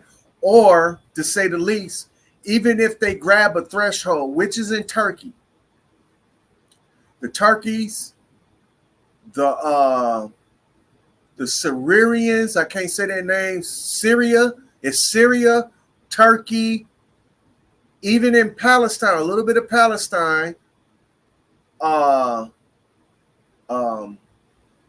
what's that other fucking, I can't think of it, but they got shit in Sri Lanka, in India. They also got a threshold in Spain. These people have a treaty, whereas if there was a such thing as a shift in power where Turkey is important, they have already society ready to go, and those are the Moors. Because the Moors are going to scream this Morocco peace treaty. They are. They already screaming it today. They screaming it today.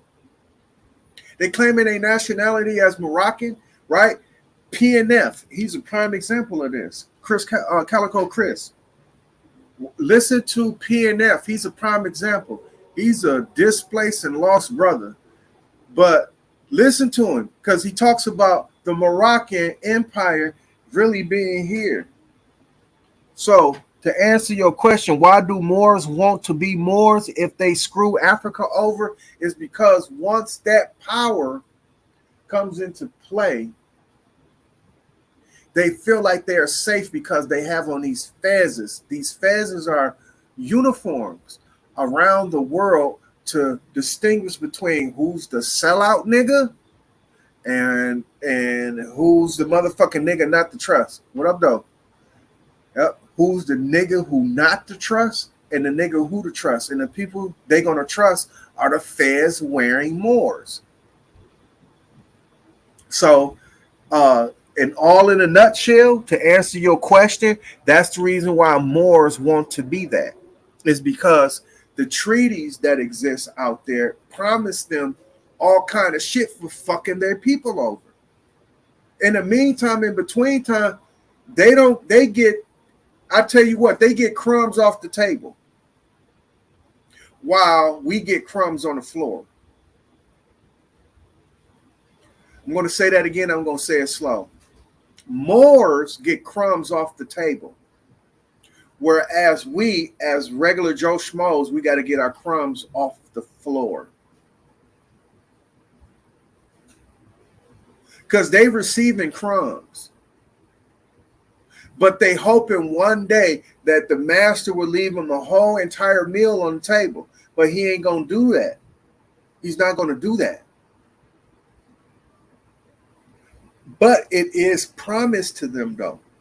It's just when they're going to fulfill their promise. That's the question. When are the British? Because here we go again. I know Beast Mode probably somewhere in the fucking background. I know he's somewhere in the background because he like to say Britain, the Britons, nigga. When the British, the English, all the motherfuckers, when they feel like saying, okay, we finna fulfill this promise, they're gonna probably leave a turkey leg on the table. Because right now it ain't shit on that table except for crumbs. And for the little crumbs that fell on the floor, that's for us. And then even with the little crumbs that fell on the floor for us, you will see the more come down off the table to come down to where we at to eat our crumbs. Like, nigga, get the fuck away from me. Get the dog, y'all got crumbs that y'all eating off the table, dog. We still eating off the ground. Why the fuck are you coming off the table to eat with us? Or to come take our shit? You doubling up now, nigga. And trust me, that's what the Moors do. But right now, they're just eating crumbs off the table. But it is a promise that one day they're going to eat a meal. And trust me, I think when they get their meal, it's just going to be a turkey leg. Can you imagine a Renaissance dinner? You know how they do? Because that is the typical symbology of what they call a feast, right? Now we're talking about crumbs on the table now. The typical symbology of a feast is usually a big ass array of fruit, a big ass dumbass turkey in the middle of the table, and some other meat, but it's usually the turkey because it's always depicted that the king or the person at the head of the table always got a drumstick in his hand. All right. It's the leg of some motherfucking animal. With that being said, this is the big ass feast that's taking place with all the British and the Moors. But the Moors don't eat. They got to wait and watch their master eat. And once they done, then they can eat. But by this time, it's nothing but crumbs on the table. And trust me, the white man is sloppy. He likes to, his food falls all over the place, meaning that sometimes we may get some shit out of that white man because we all know we can get some shit out of the white man. Let's ask Philly OG. Did he get his shit out of the white man? And I know I'm talking soft because I don't want to upset any algorithms here.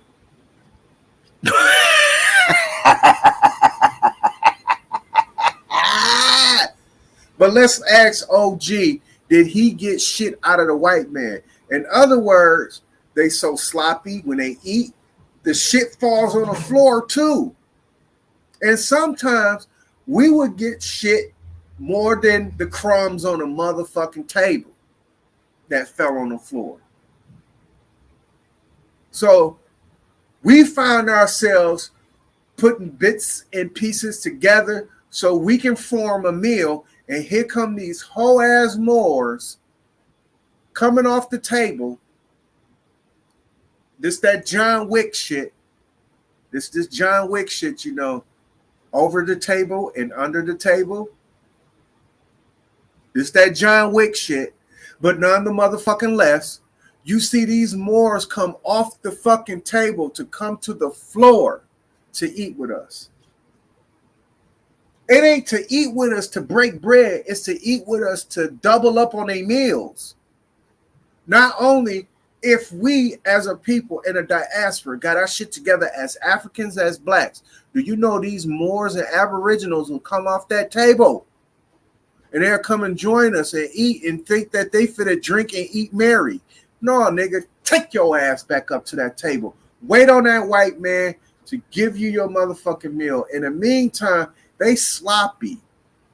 They are dropping whole entire motherfucking turkey legs, turkey breasts, whole potatoes, nigga. They dropping all because they so merry up there. They sloppy. They don't mind spilling a whole goddamn bottle of wine, nigga. We got our cups overflowing. Ain't that what Sanchez be saying? Our cups overflow. The cup overflow. Y'all, dog, stop following these niggas, man. Them silly ass niggas. But none of motherfucking less. These hunkies on top of this table, dog, they sloppy. They spilling all kind of food. Nigga, we got a full meal on this floor. What the fuck you thought? And we making the best of it. So for the people who's claiming black in Africa, right? Y'all mad because black in Africa is getting more than what the fucking Aboriginal and the Moor been trying to get for the last, I would say, 5 years. But the Moor's been trying to get this shit since the early 1900s. But let's give the benefit of the doubt. In the last 5 to 10 years, the Moors and the Aboriginals are mad because Africans and blacks are getting further in life using these claims as African and black than they are with indigenous and Moor or Aboriginal and Moor. We getting further than you motherfuckers. We got municipalities. We got garbage trucks with our name on them, motherfucker. What the fuck you doing as an Aboriginal and a Moor? 9 little Indians and plus 1 more. The little Injun that could.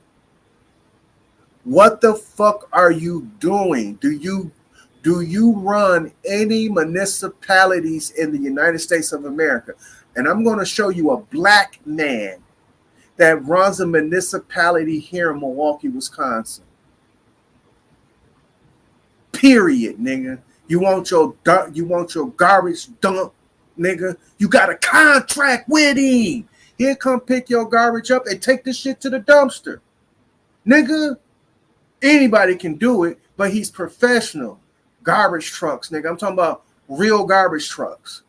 Picking up garbage. Like waste management. Are y'all Moors? Let's look up waste management and see if this is a Moorish company. As a matter of fact, watch what I do here. Because I'm sick of you motherfuckers.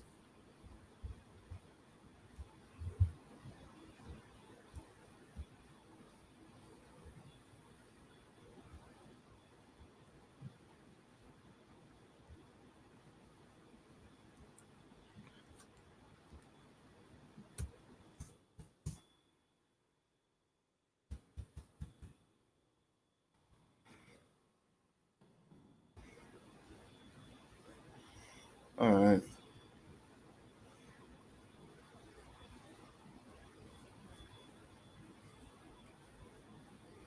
All right. This is what I'm going to have. I'm going to have this on a back burner. I'm going to have an interview with this dude. I'm going to make sure that everybody tunes in when I have an interview with this dude. When I have an interview with this dude, I'm going to want everybody that is possibly in the building in terms of what we need to do as a people, as a black people. All right? Because as a municipality, this is what he's this is what he's offering. He does snow removal, debris removal, which is garbage pickup, 24-hour emergency service, electrical systems. This is for the city of Milwaukee. Not only for himself, but for the city of Milwaukee. Water damage recovery, wind and storm damage recovery, fire damage recovery, smoke, preventative maintenance, maintenance service, office renovation, deconstruction, mean demolition. This is a black company, not a Moorish company, but a black company. A black company.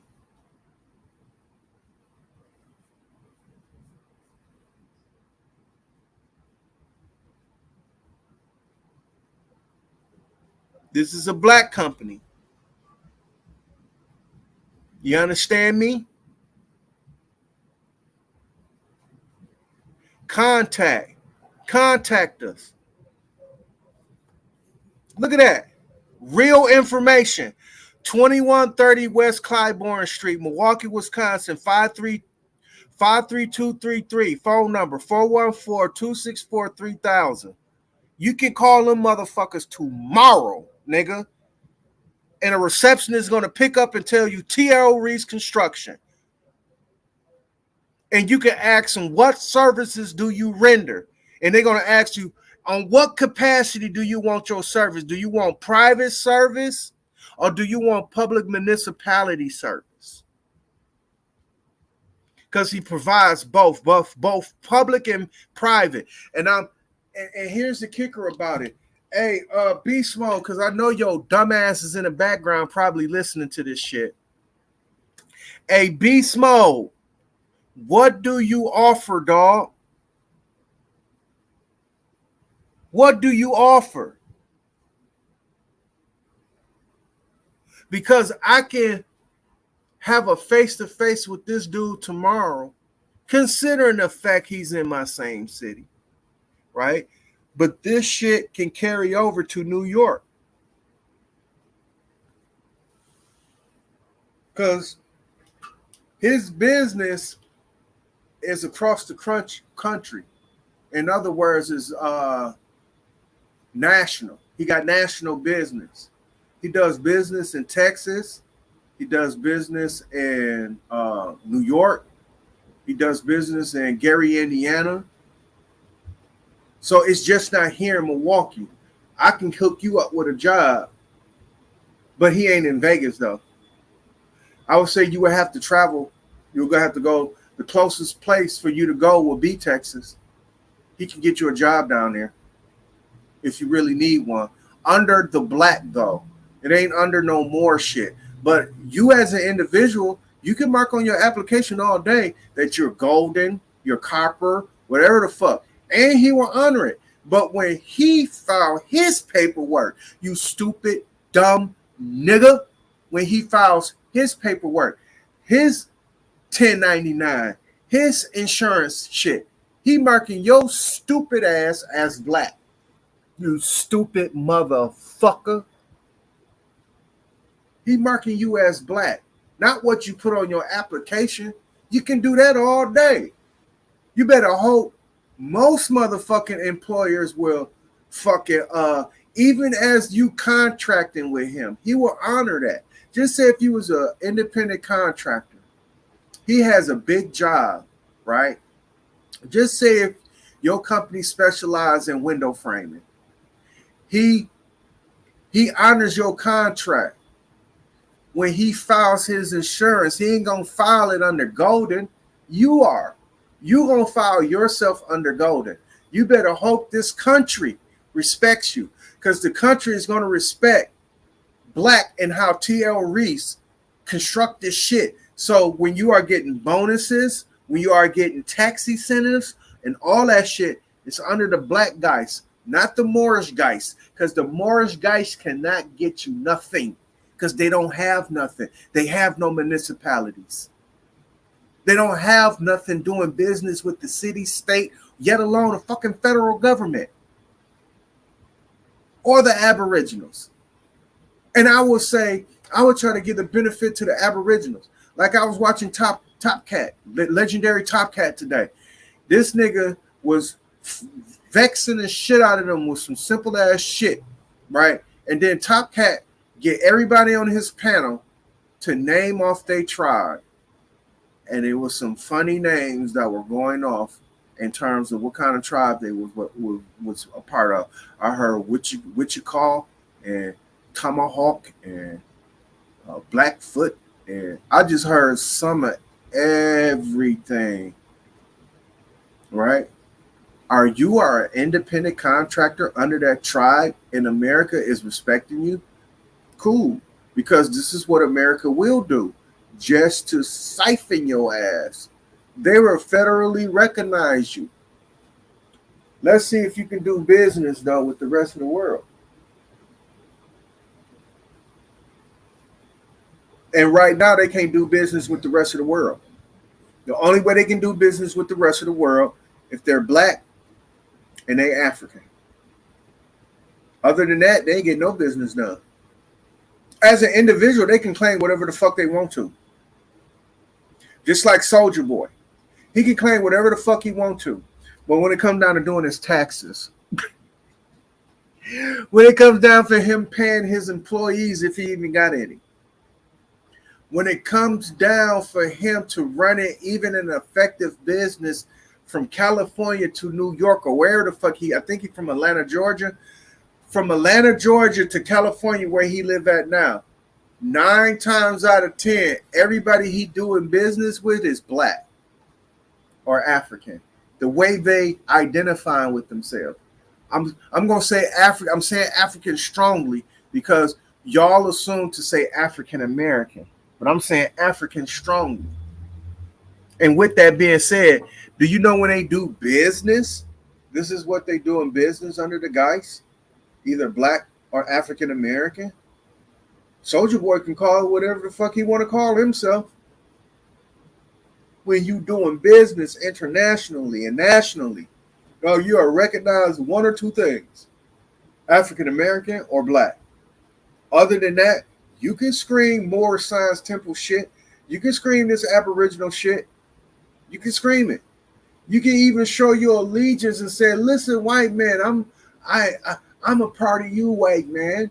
I know exactly what you're trying to do, white man. You're trying to discourage these black folks from getting their shit together. So let me help you with it. Let me help you with it, white man." Even with you scurrying and kowtowing and you fucking ass kissing ass motherfuckers, they turn around, they'll turn their back on you to do business with black and African Americans.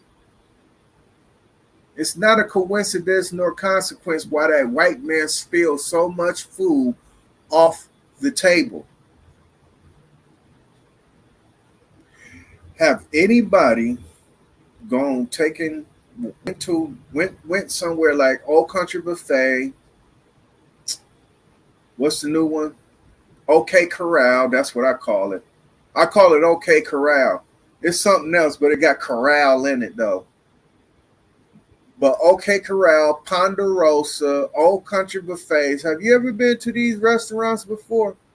Especially with big families, when they all sit around that big long ass table. Pay attention to the floor. They got more food on the floor than they do their table. I'm going to say that again. Pay attention to the floor. Anytime you go into these restaurants, the big ones, they doing a lot of feasting. Not no quiet dinner, intimate and shit at a steakhouse. No, I'm talking about a restaurant where the tables are long, multiple people can sit. I'm talking about plenty of people sitting at this table. Look at the floor. The Moors are eating crumbs off the table. We as African American and as black people are, let me repeat that. Moors and Aboriginals are eating off the table. Moors and Aboriginals are eating crumbs off the table. African Americans and blacks are eating off the floor. What people fail to realize for the Moors, and some of them know, but most of them don't. Some of them know, and most of them don't. And with that some, they even being fucking backstabbing and what's that? Untrustworthy to the Moors who still eating off the table. It's only a very few know that a lot of food falls on the floor, more than what's on the table, more than what's the crumbs on the table. You understand? What's more than the crumbs on the table? And trust me, the floor has way more food. And guess what? You got some of these Moors who will come off their table, dog, and come down to where we at just to double up on a meal. Fuck you, dog. Because when we getting our shit together, especially up under Trump, dog. Oh my God, we was on the move. And they say that.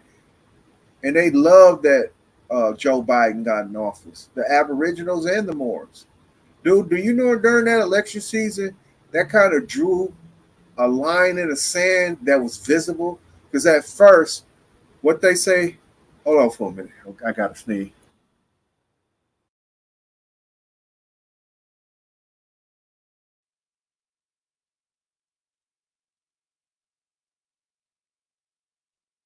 Damn, I couldn't sneeze. But what they say about that line in the sand, that's an invisible line. Now that motherfucker apparent, nigga. Now you can see the motherfucking line in the sand. And especially during this election between Trump and Biden, dog, y'all cannot deny it. Aboriginals and Moors were ecstatic in terms of what they assume that the Democrats winning the election. Of course, they're going to try to say, I don't fuck with politics. I tell niggas not to vote. But I could tell you happy-go-lucky ass nigga, you are happy that Joe Biden got in office because you know why? He allowing you dumbass motherfuckers to keep propagating the bullshit that Africa and black is bad, even though he said, and I repeat, you're not black if you don't vote for me. when he said that. Do you know that was a double entendre? That was a double entendre. The black people don't want to vote for you and voted for Donald Trump were getting their way in America. The African American who did not want to vote for fucking Joe Biden was getting their way in America. From the most hoodest motherfucker, from the Kodak Blacks who was getting fucking pardoned from fucking prison, to the people who was doing the fucking PPP loans.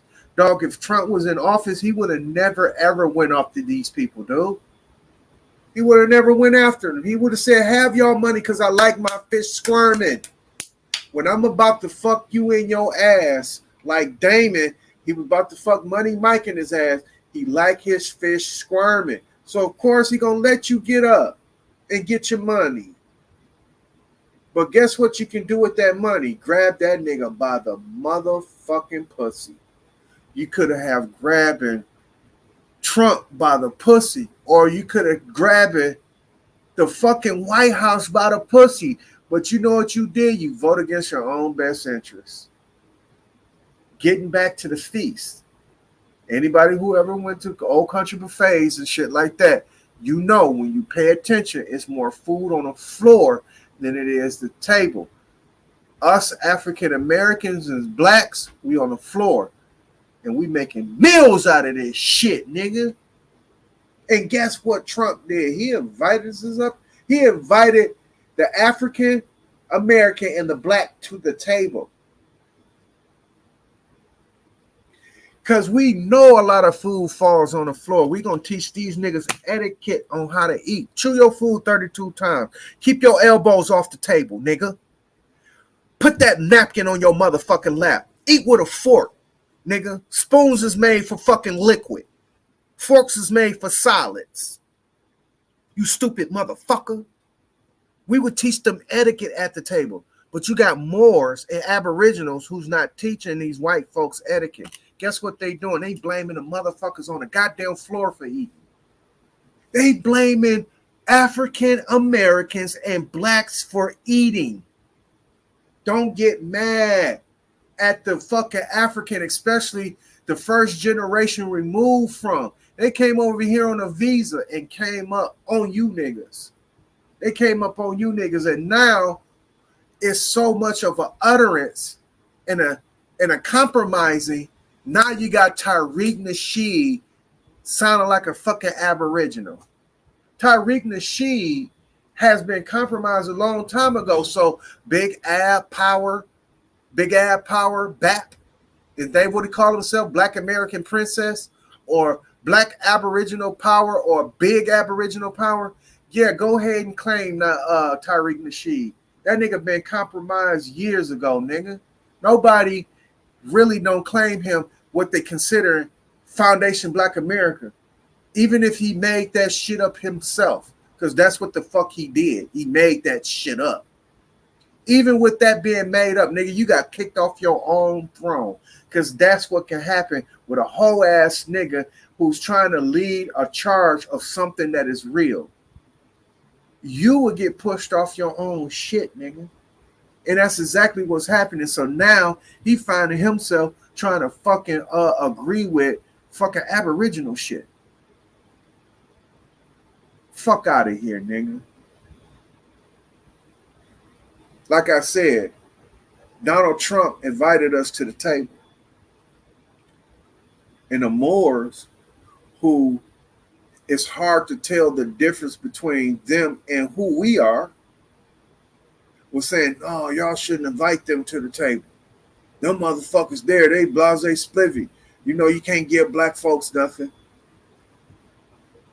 That's the saying. You can't give black folks shit, right? The moment that blacks had total autonomy over the fucking Oscars, you got Will Smith slapping the fuck out of Chris Rock on stage, meaning that niggas can't have shit. Now, this shit didn't have nothing to do with Jada. That shit didn't have nothing to do with her and how she fucking ripped the balls off of fucking Will Smith. That didn't have shit to do with that. That It had everything to do with black folks is running this motherfucker. Watch these motherfuckers lose control because you got Moors against blacks and Africans.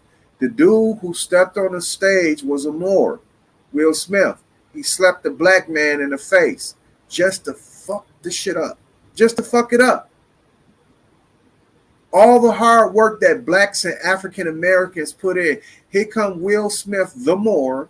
Here come Will Smith, the Aboriginal, fucking it up for everybody. So now it looks fair seeming to say that black folks can't have shit. It ain't us. It's 1-2 suckers, ignorant brothers, tried to rob and steal from one another. But we get caught in the mid. But here's what we did. We got ourselves together so we can unite and fight for what's right. Not ignorant causes, because we don't kill our relatives. You know that's on self-destruction. The first topic is self-destruction. It ain't that the rap audience is bugging. There's 1-2 suckers, ignorant brothers, try to rob and steal from one another, but we get caught in the mid. Here's what we did. We got ourselves together so we can unite and fight for what's right. Not ignorant causes, because we something. We don't kill our relatives. You know, sometimes I do fumble with the lyrics, but that's self-destruction. It's 1-2 sucker, ignorant ass niggas who will fuck it up for everybody. And guess what Will Smith did as a Moor, as an Aboriginal? He went up and fucked it up for all black folks, all African Americans. So now we put back in the same goddamn boat as these hoe ass niggas. So when you seeing black folks fucking up or melanin people fucking up or being fuck ups, them the Moors. They're the Aboriginals. That's them fucking it up. 3 hours and 25 minutes in. I'm finna give a shout out to my motherfucking chat room one more time. My motherfucking link been sitting out there for about a good hour.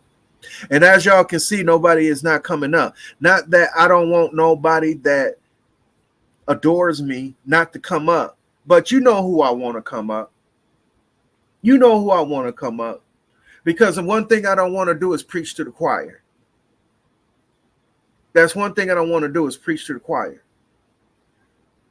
So I can understand why people who are still inquisitive, to say the least, they probably, stay in the chat. Because sometimes I feel like that too. Just sit in the chat room, listen, make my comments every now and then, maybe try to pose a question. Because please don't be afraid. As a matter of fact, the segment I was going to call Drop the Link, right? Me and my friend, we was brainstorming some shit. So now, instead of saying that, it's about questions and answers. Because I do want to interact with the crowd, right? That's a true MC who interacts with the crowd. So I want to interact in a form of questions and answers.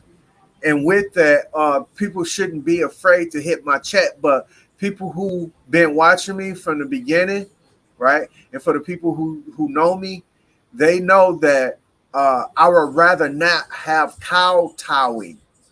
I would rather not have ass kissing, right? Instead of that, we are hydrogen colliders. We're going to collide together to see what we can make. You understand what I'm saying? And with that, I don't mind the iron versus iron, or the steel sharpens steel, or iron sharpens iron. That's what I'm really looking forward to. So if that even means that getting these grindstoners up here, like the Philly OGs and the motherfucking Beast Modes and the fucking Red Squid, hit the link. Don't be afraid, because I'm going to grind on you motherfuckers. No homo. No homo. But I'm going to grind on you, dog, and y'all going to sharpen my sword. So when the next time I step on these motherfuckers' panels, y'all going to say, okay, y'all fear me to the point where y'all just fear me. But I'm going to want the respect. So when you have your 1.2 thousand listeners or 1.2K listeners, at least 10 of the motherfuckers gonna say, okay, this dude makes sense. He ain't getting cut off. They ain't mutinying. They not over talking him, and he make all the sense in the world. Maybe he's interesting. Let me go ahead and subscribe to Didactagon, the Automan's channel. Because I don't know if it's an on and off thing, because it is. I would give the benefit of the doubt more than anybody in terms of who I engage with versus Huey. I would give the benefit of the doubt to Red Squid, who allows promotion on his channel, rather if he disagreeing with you or not, which I respect. And I would expect the same thing from other motherfuckers.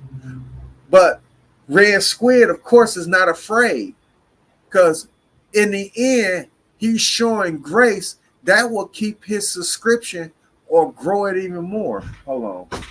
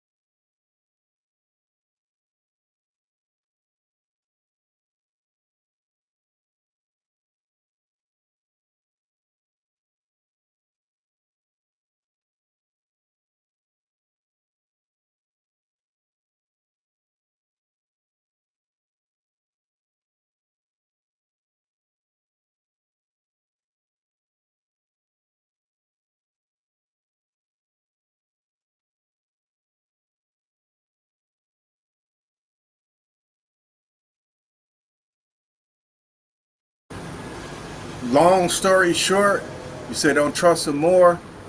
Long story short, yeah. In your initial engagement with a Moor, look through soft eyes. You got to look through soft eyes. When you have that initial engagement with a Moor, look through him with soft eyes. I'm not taking everything away from every Moor, because you might have some sincerity with Moors that's actually trying to do something and do something right. Because I can point to one. Her name is Tiana L.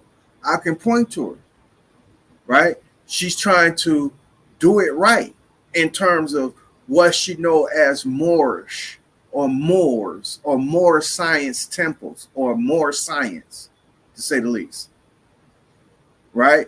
So just be careful, look at them with soft eyes, and once you recognize and realize that they full of shit, then you don't trust them. And trust me, 90% of them is going to give you that motherfucking spider tingly sensation. Trust me, they're going to send your spider senses up, nigga. And when they do, don't trust them. You're right. And percentages rise 10%. Well, all of them look at with soft eyes, but it's only 10% who's actually doing the right thing. 90% of the motherfuckers, no, they're not. So don't trust them. In other words, don't trust the motherfuckers. But yeah, I've been going for 3 hours and 32 minutes. Like I said, I don't want to isolate. I'm not isolating absolutely nobody, but people know who I want to engage with versus who needs to be engaged with. You understand what I'm saying? And I know these niggas in the background listening, because this is not their channel. This is something they're not used to. They're not used to a channel holder allowing a motherfucker to speak. They're not used to a channel holder having an intellectual conversation with no interruptions. Even if that person is spewing a whole bunch of rhetoric and a whole bunch of bullshit, prating and fucking being vacuous. They're not used to that. They're used to people cutting them off. They're used to people over talking them. This is what they're used to. So that controversy, that type of shit fuels them. It doesn't fuel me, man. That shit don't fuel me. That shit makes me mad. Makes me upset to the point where you said, I need Ritalin. Yeah, you're right. I need something to calm me down from you hoe ass niggas. Or if it was a fifth, we all be drunk. If that's such thing as that hologram shit coming alive or coming to life, I swear for living God, I will make a hologram gun and shoot your hologram ass.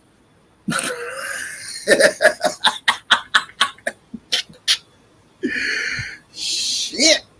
You fucking niggas.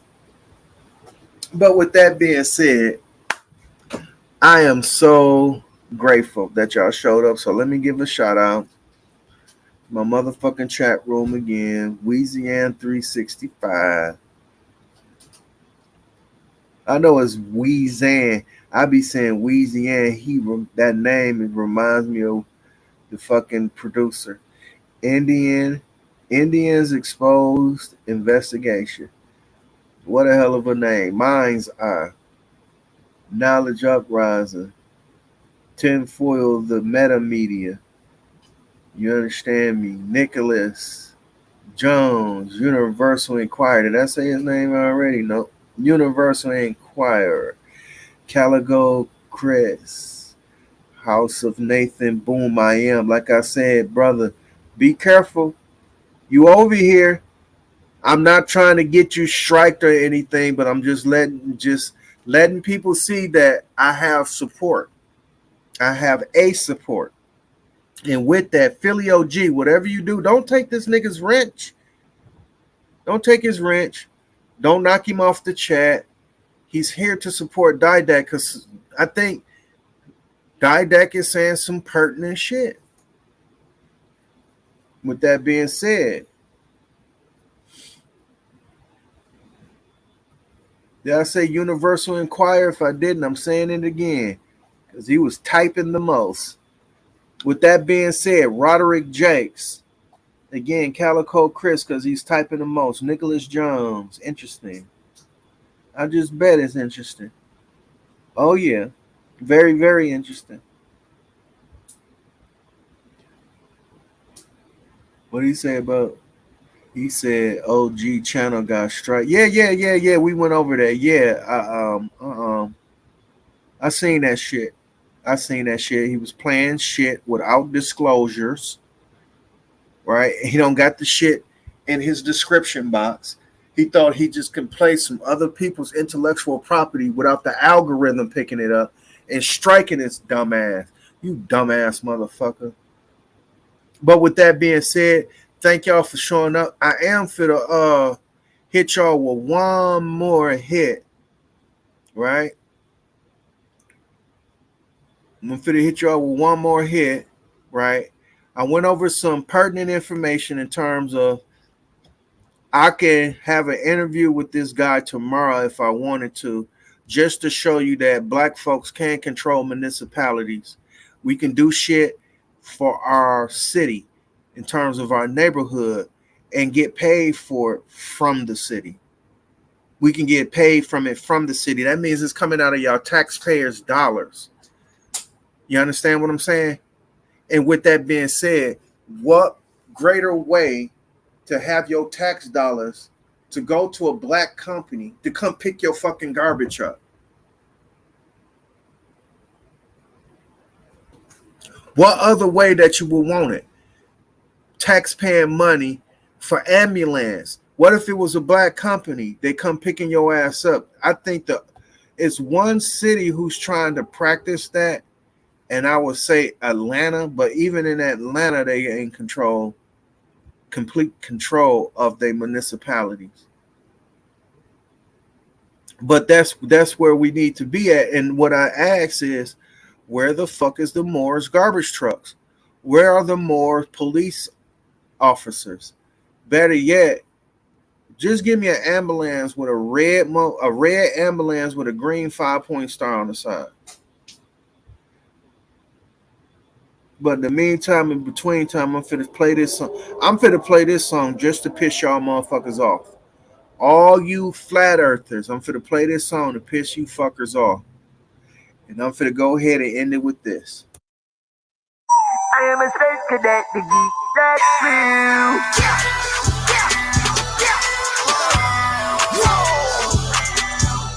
I love all them things. I'm on my own level. I don't do this often.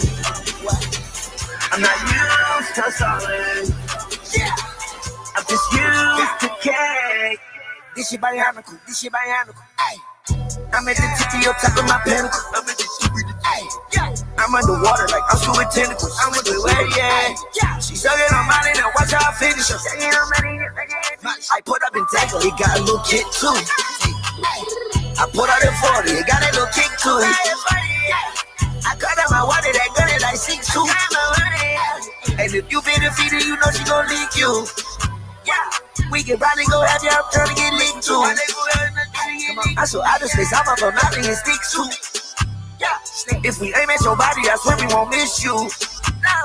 Say that girl got a body, I'm screaming, I miss you. Hey, No, you have me calling. I don't do this often. I'm not used to solid. I'm just used to cake.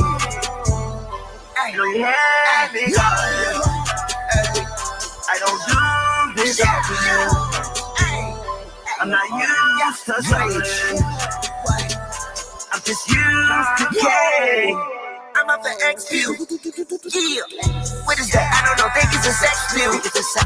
Yeah, it's a sex. I am a veteran. You know I check pills. I am a veteran. You know I check pills. I let it settle in, baby. Now let's feel. I let it settle in you. Yeah. I am a space cadet. The geek that's real.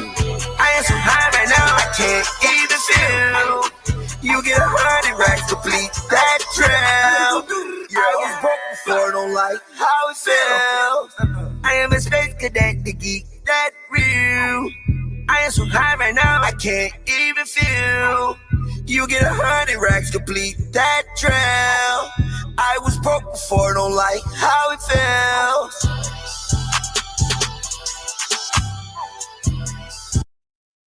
I'm a space cadet, baby. All right, y'all. I see y'all next time. Next time is gonna be I hope y'all show up the way y'all showed up today. It's gonna be on multiplying, no bullshit.